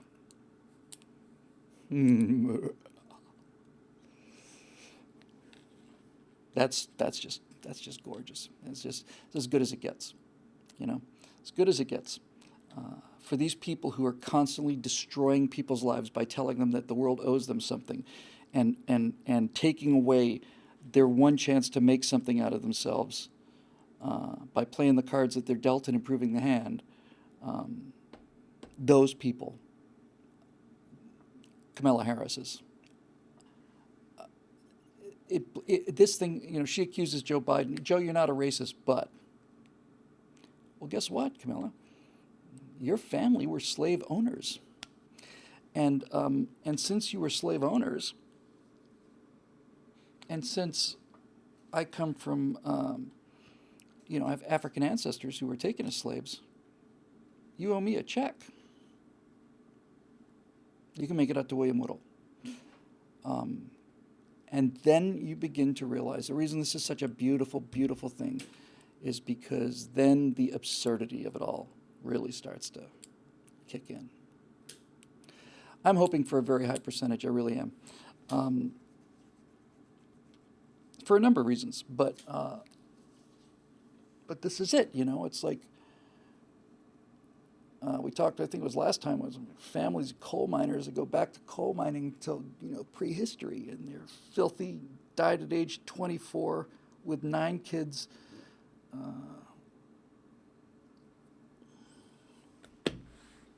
And that's not me. And if it's a very low background, and it is, it's extremely low. The lower it is, the prouder I am. It's just an attitude, you know. I'm sure I mentioned this last time. When I first found out it was coal miners, I was actually ashamed for like a whole 20 minutes. And I suddenly realized, hold on, these guys did all the work. They kept their families alive. They powered the entire world and gave up everything so that their kids could have a better life. I couldn't be prouder of being descended from coal miners. I couldn't imagine it. I mean, if I was descended from emperors and dukes, then this would be a major failure.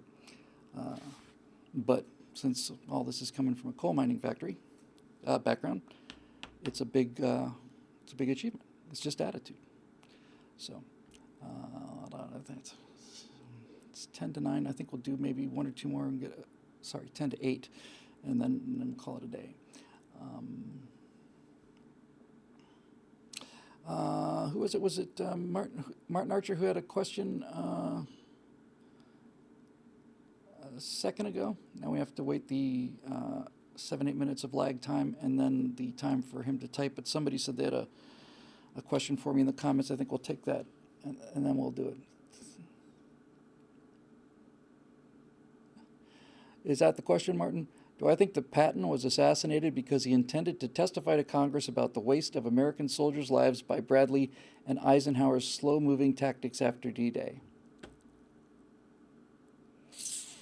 Actually, Martin, what I believe is that a cart came loose from its whatever was securing it and rolled down a hill and hit General Patton and killed him. That's what I believe. When it says silence Patton makes a convincing case, no, it doesn't. I don't mean to be so unfazed about it, Martin, but it doesn't. I haven't read it, but let me tell you what I know already. When you say it makes a convincing case, there will be a series of evidence and data points that, put in a line, seem to make an argument that is so compelling that it makes a convincing case.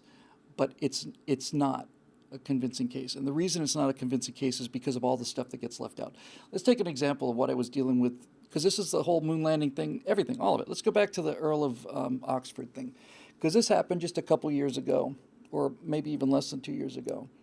And I got to live through it, and it was a great learning experience. So let's talk about this whole convincing case thing. In the movie, was it Anonymous was the name of the feature film on it, and then the other one was Last Will and Testament, or some documentary about how Edward de Vere, 16th Earl of Oxford, was the guy who wrote Shakespeare's plays. And in this documentary, they listed a number of things. And as they start listing them, you know, that is odd. And here comes, well, now that's really quite a, and by the time you get done looking at this list of things, you're like, well, damn, it's open shut. It's open and shut. So let's take a couple examples. In specific examples, in the documentary, they say that William Shakespeare's 3 daughters were illiterate.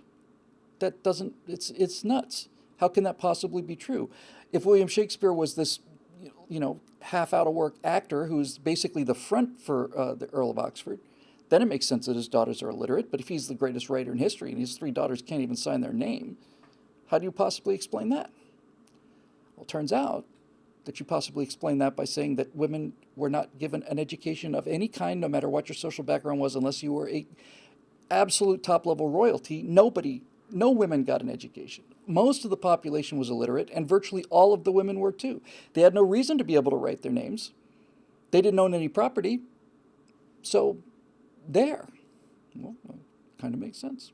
Well, how come we only have these 5 signatures of William Shakespeare, and they're all written in this, and the handwriting is different all the time? Well, apparently, what I learned is that they were written on his deathbed in a will, and there were like little boxes inside which the leather was stretched, and he had to kind of write his name inside all of that. And then they showed me a picture of the boxes. Okay, and one by one by one. And some of them are just flat out lies. There's no record of William Shakespeare ever writing a play.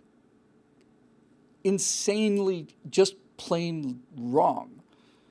And then when you start looking at the other side of it, then you find out things like, well, they would say, for great example. So De Vere set a number of his plays in Italy.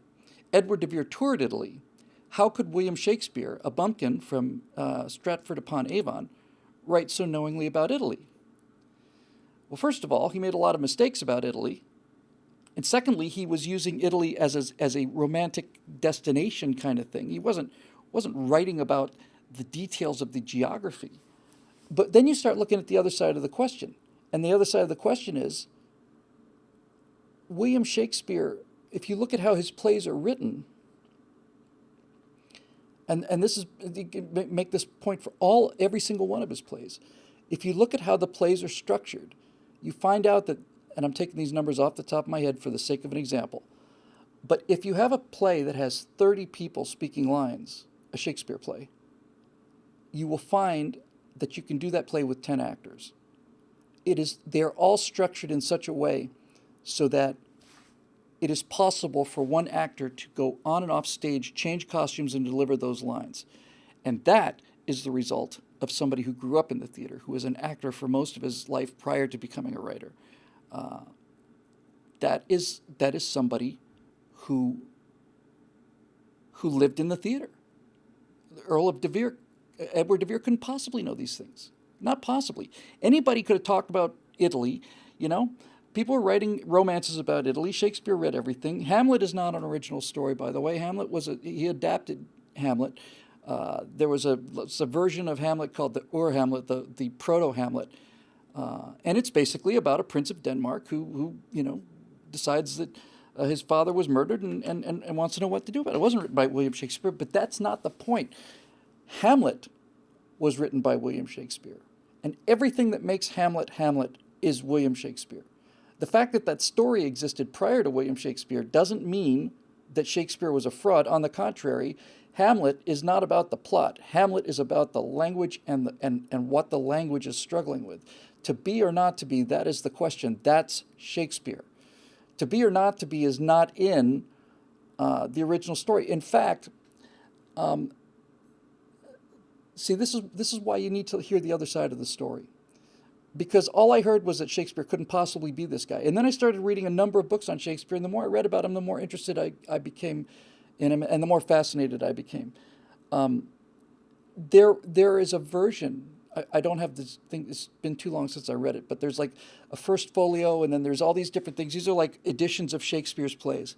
And somewhere in the reams and reams and reams of actual handwritten documents, don't let me forget handwritten, I'll come back to that, there is a version of Hamlet that sounds like it was written by no, I should have had this joke teed up. Well, it sounds like it was written by George W. Bush. Why not? There's a version of Hamlet where everything happens in the right order, but the lines are like, it's not to be or not to be. It's like, so should I go on with this? I don't know. It seems like it's kind of a waste, right? This kind of thing. And they found out that version of Hamlet was stolen by the actors that played the roles, who learned the words from Shakespeare off of the script, and then years later went out and wrote down what they remembered about the play and sold it as Hamlet by William Shakespeare, but they didn't have the original script, so they only had a memory of what they said.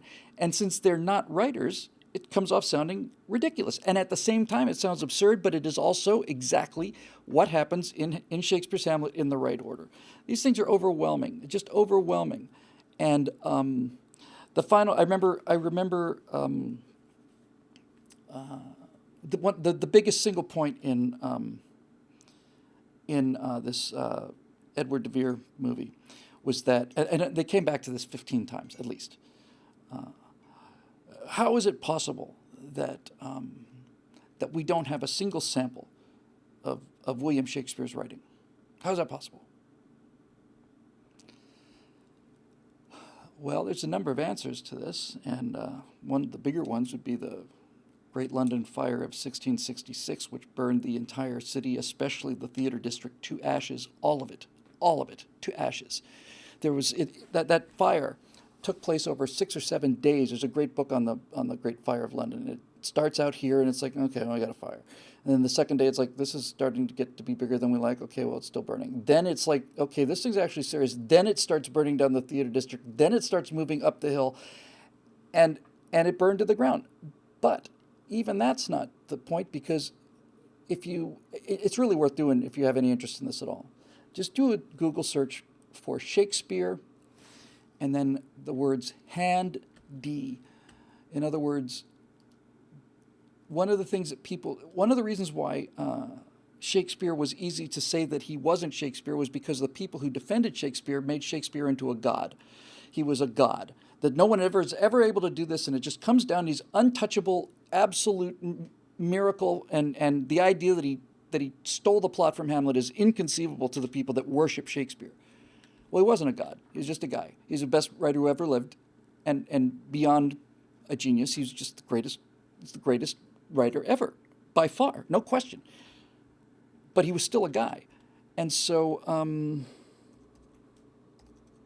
this documentary said there's not a single piece of evidence. We've never seen a play written in William Shakespeare's own hand. Well, Great Fire, but I'll get this for you too. One of the things that happened during those days, because these companies put on, these guys would put on plays. They put on 15 plays in a season, and they're just cranking them out. It was the beginning of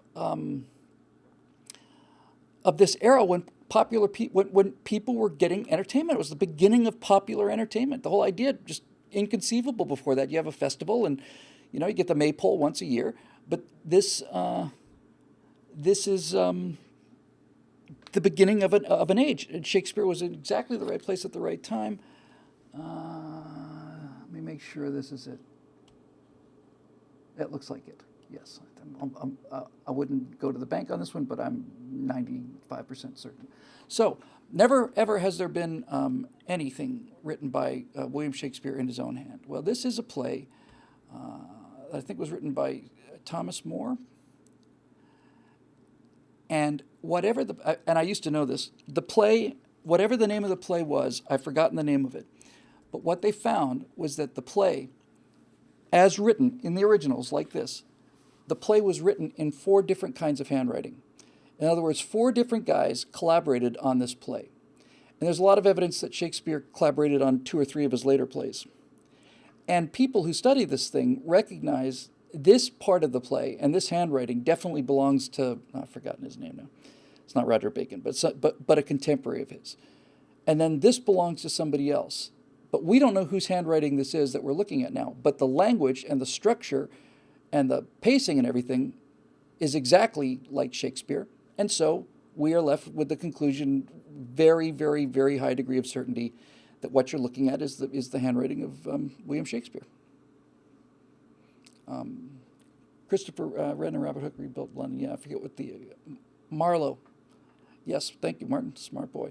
Marlowe was one of them, and there were a group of writers, and Shakespeare was like this young upstart, and somebody talked about this this black crow who pretends to have peacock feathers, and this kind of backhanded swipe at Shakespeare from a guy who was nothing like as good as Shakespeare, and Shakespeare was becoming more and more popular because his work was so good. But here he is. Here's a page from where Shakespeare is basically making a living as a writer.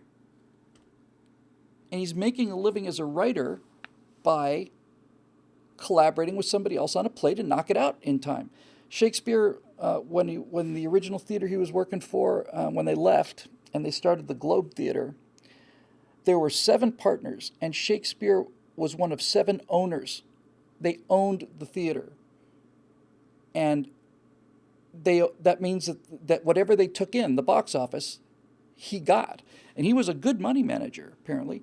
And so what they needed was they needed enough plays so that you got the same Rubes and Hicks coming in every single night if you can. You got to constantly, you can't run a show for 3 months. You know, the people that are going to see that play are going to see it within 2 or 3 days, and then you're out of business.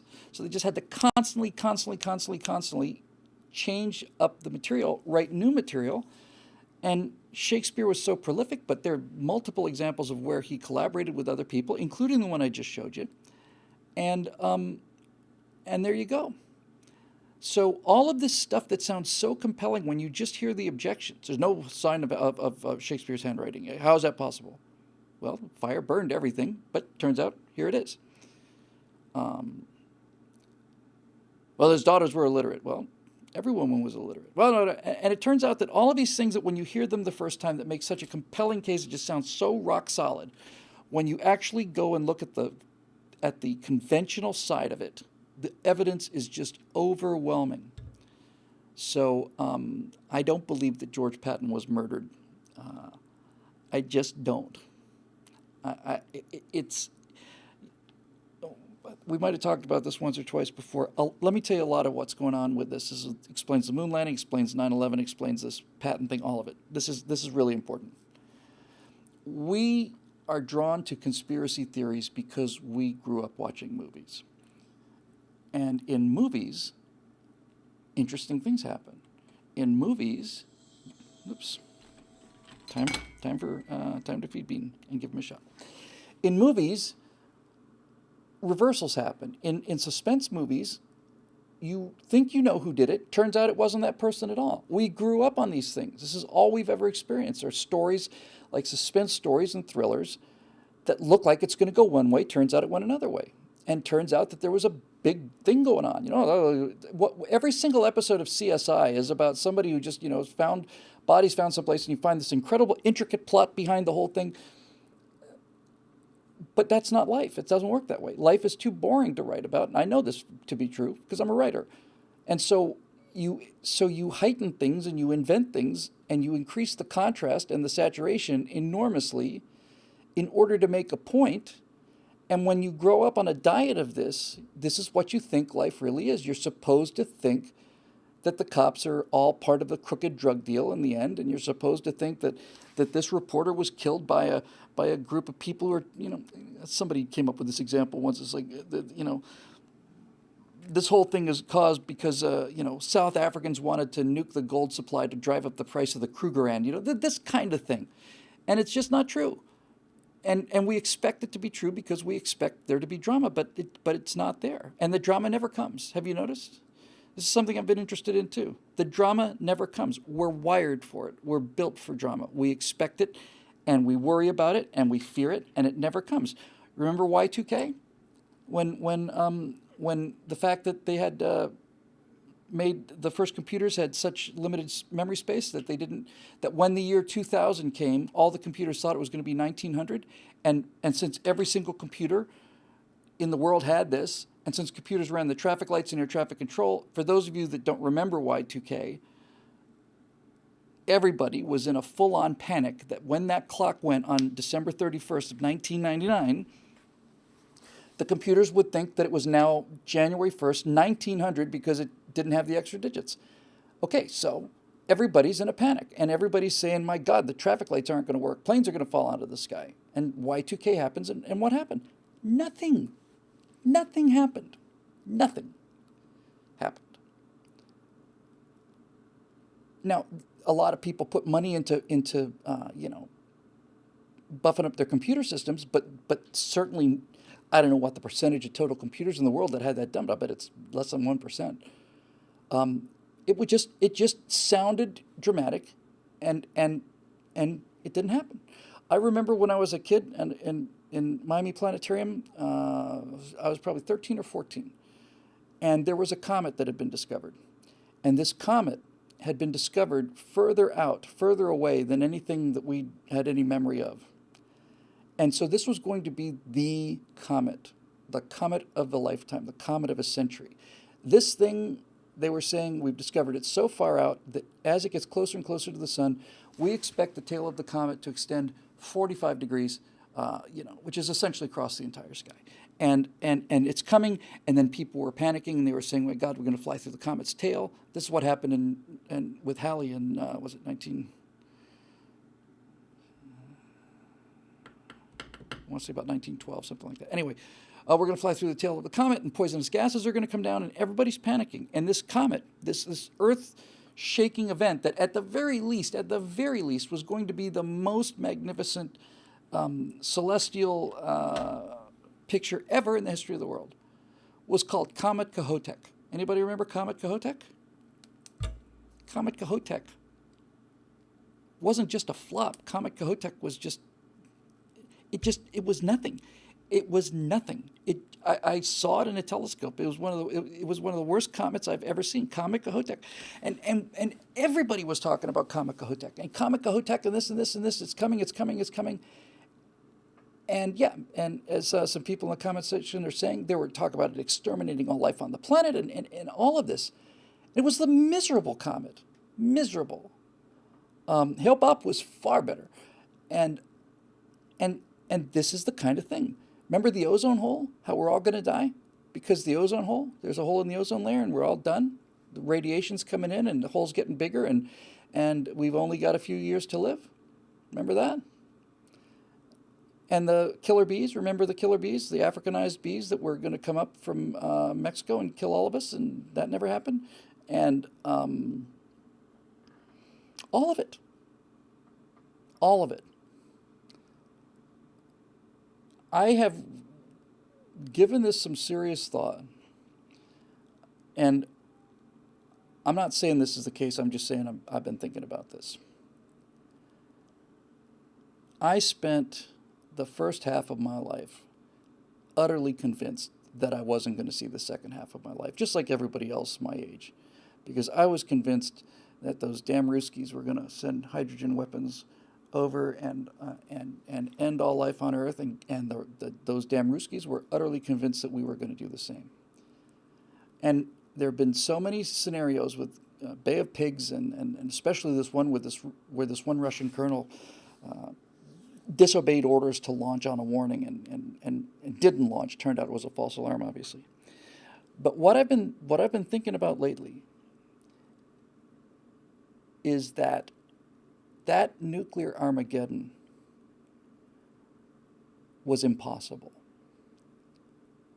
It wasn't just inevitable, and it wasn't just likely, and it wasn't like we could have an accident. The more I think about it, the more I realize that it is impossible. It's not impossible technically. It's just impossible because the consequences were so enormous that no one would have actually acted on it and pulled the trigger. I think that Soviet colonel is a great example. Here's a guy who comes from a society where if you don't follow orders, you disappear, and your family disappears, and that's that. And this, Arkhipov,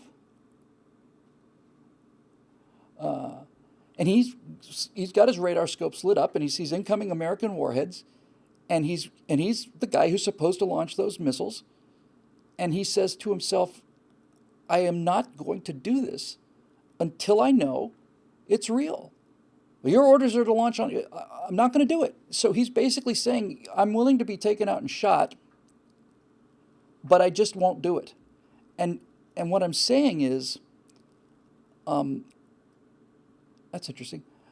And what I'm saying is that he didn't do it, and if he didn't do it, where the consequences for failure were so real and the entire population lived in such a state of fear, if it turns out that he couldn't do it, then I'm starting to think that it couldn't be done by anybody. It just couldn't happen. That there never would have been a point when somebody said, launch those missiles. I'm not saying those guys in the silos wouldn't have launched, but I am saying if somebody said to them, launch those missiles, Well, the command structure was set up. This is why when people talk about Trump, oh, Trump's got his finger on the nuclear button. Folks, nobody has their finger on the nuclear button. There isn't a nuclear button. The President of the United States cannot just say, you know what, I feel like nuking Iran right now. If Donald Trump were to say to the Joint Chiefs of Staff tomorrow, I want a nuclear strike against Iran, he'd be removed from office. You can't just do that, you know. You can't just say, this is, I feel like doing this, so I'm going to nuke the world and end civilization. No, you can't do that. Now, if Iran decided to let loose a small tactical nuke in Times Square, and then Donald Trump said, I want a nuclear strike against Iran, and that absolutely could happen. But that could happen only because of the hundreds of people who are involved in this process understand that there's justification for it. But he can't just walk into a room and say, you know, I've decided to nuke Russia today. I just don't like him. I say nuke him. Now, you could make the case that that's what George Bush did in Iraq, but George Bush could make a case for Iraq. I still think it's a good case. And George Bush wasn't talking about turning Baghdad into glass. So this whole thing is just part of our psychology. And Jodaba, who I've never seen before, makes a really, really interesting comment. And I got to look into this because this is really fascinating. He says Bill, they say that the human brain can only process 3 different outcomes, 3 different possibilities. One of them is 50-50, one is 0%, and one is 100%. That is profound. That is really profound. I got to really think about that for a long time. But that has the ring of truth to it. That we are, look, the reason we survive, the reason we're here, is because our ancestors had the ability to look into the future, imagine possibilities, and prepare for them. And those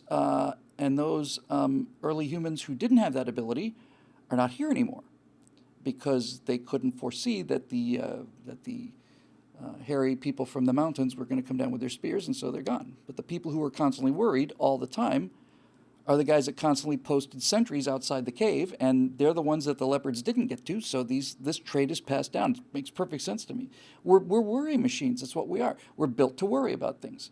And the reason that our modern society is so neurotic is because we don't have anything serious to worry about. I'm not worried about Huns coming out of the hills and burning down my house. It's not something that keeps me up at night at all. So now I worry about other things. I worry about, do we have enough money to pay the bills? I worry about paychecks. I worry about the quality of the work. I worry about this. I worry about that. I worry about something. I just going to worry. I got to worry, though, because that's what we're built for. We're built to worry. We're built to worry. That's what we are. And if you can find a way to get that under control, that's good. And I don't say you should never worry. There are things that you should be worried about. People should always be worried about certain things. Some of these things are genuine threats, and you need to be aware of them. And going through life pretending they're not there is as stupid as pretending that the Huns are going to come out of the mountains. I don't worry about the Huns coming out of the mountains because I have an AR-15, and so do other people. That's why I don't worry about that particular thing. I don't worry about earthquakes. I've seen what happened to LA when LA got hit with a big, big, big earthquake. A freeway overpass came down, and I think one building partially collapsed, but you've got a city of 4 or 5 million people. A number of structures were condemned afterwards, but LA got hit with a big, big earthquake, and nothing happened. A lot of furniture got smashed, and a lot of things fell off of the countertops, but that's not something that I lose sleep over because I can get other things that were up on the countertop. I don't worry about that. And so it goes, you know. We just feel this. We just magnify everything, and we do it because it's a survival strategy, and it's built into us. Just now? Really? She said there's Natasha said we just had a little mini earthquake. Oh, there it is. Feel it? I hear it. Little tiny one. Just barely. You're doing better, honey. That's 3. You're already a champion.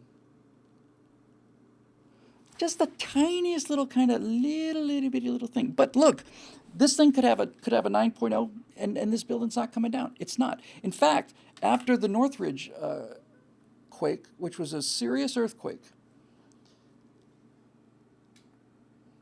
they went through and they looked at the things that did fail, which turned out to be freeways. Same thing in the San Francisco quake, which was a bit earlier. And they realized, okay, these overpasses, which were the only things that actually came down, and when I say they, I mean one. There was one interchange between the 5 North where it branches off to the, is it the 14, I guess, up to Palmdale?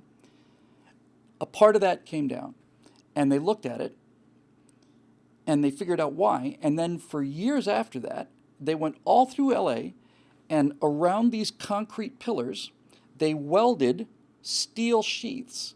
Because what was happening was that the ones that failed had failed, and then the concrete had chipped and broken off, and that led to the thing to collapse. But if you wrap it in a steel sheet, even if the concrete collapses, it's got no place to go, so it's still giving you compression strength. So they're great. And I just keep thinking, there's just every time. Oh, by the way, let's take something a little more recent. Remember Ebola 2-3 years ago? 4, 5, whatever it was. Remember that? I did an afterburner on Ebola, and I said Ebola is not going to be a problem here because I took a look at a number. I forgot what the number is, the medical name of it. But it has to do with the number of people who are infected from a person who's infected. And if the number is below a certain point, I guess it's below 2 or something, I don't remember. But if a disease transmission rate is below this minimum, then that disease will burn itself out. And this Ebola was well below the minimum. And I remember saying, folks, I know everybody's worried about it, and I know everybody's scared about it, but I'm telling you, this is not going to be what we think it's going to be because we saw it in the movies. Because we saw movie after movie after movie of American cities with no cars that are moving and body bags everywhere, and the hero, who's either immune or who's wearing a plastic suit or something, is battling against time to save the day. No, it doesn't happen. Yes, baby. Oh, another one. This one's a little bigger.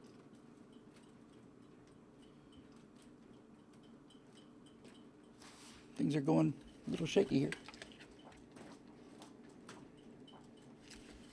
I don't know if you can hear it. Oh, I'll be right back. Hang on 1 second.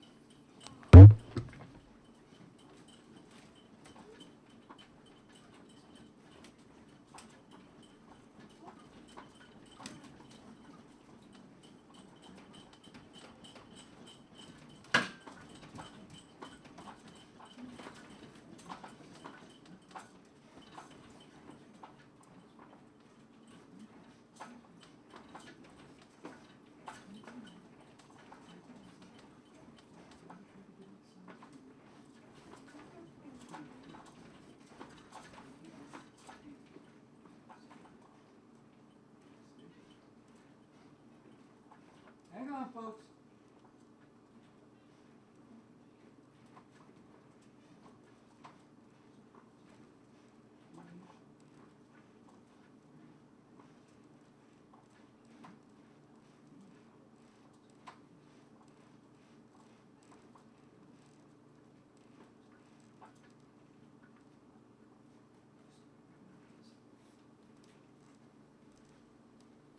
Well, that was a bigger ride than the previous one by far. We had lights shaking in here, and if you're not used to them, they are soul destroying. So I'm going to just wrap this up real quick, and I'm going to take my beautiful wife home, and I'm glad she was here and not at home by herself. I'll go home and see. But this one, I've got something here, the little app on. I don't know if it's quick enough. This may not be updated yet. But we just had a significant earthquake here. The lights that we have are we're going back and forth. Hey, X-Snore has one. It's still a little tiny, little bit rocky. No events in the current feed. No, that was a decent shake. And it is a very, very, very unnerving experience. And look, I'm doing fine with it because I've been through them. Seriously, guys, I know a lot of people are making jokes and stuff, but so it is the Searles Valley one. Some things on the bookshelf fell over, really? All right, so we have video evidence. So I'm going to go home. I'm going to take my wife home and make sure everything's okay at home. Yep, there's a whole cluster of them right there. You can see. Just get some information about that.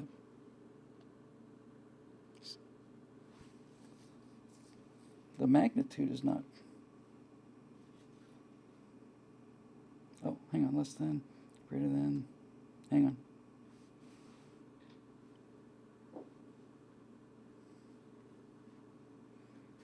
It's not showing up yet, but it was a good shake.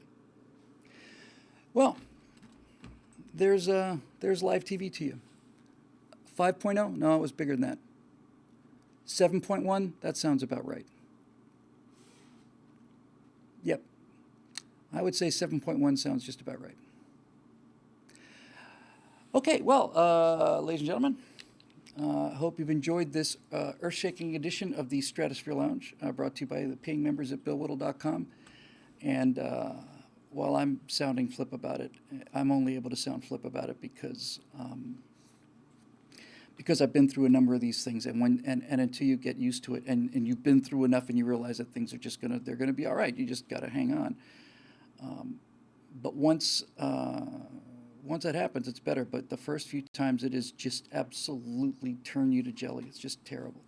So I'm gonna go home. I might be able to upload this from home later. I'm not going to upload it right now. Thanks very much for coming and having a great time. And 124 miles from LA. Okay, so we're going to go home, and everything here is fine. And the Stratosphere Lounge rode it out like a champ, like I knew it would. So there is something about having the entire Earth moving that is just pretty freaky. Anyway, this steely-eyed missile man here is earthquake veteran, and I thought it was kind of fun. Breaks up a day anyway. All right, so that'll do it. Thanks for joining us, everybody. I'm going to call it a day here, and we will see you hopefully next week on the Stratosphere Lounge. Okay, bye-bye.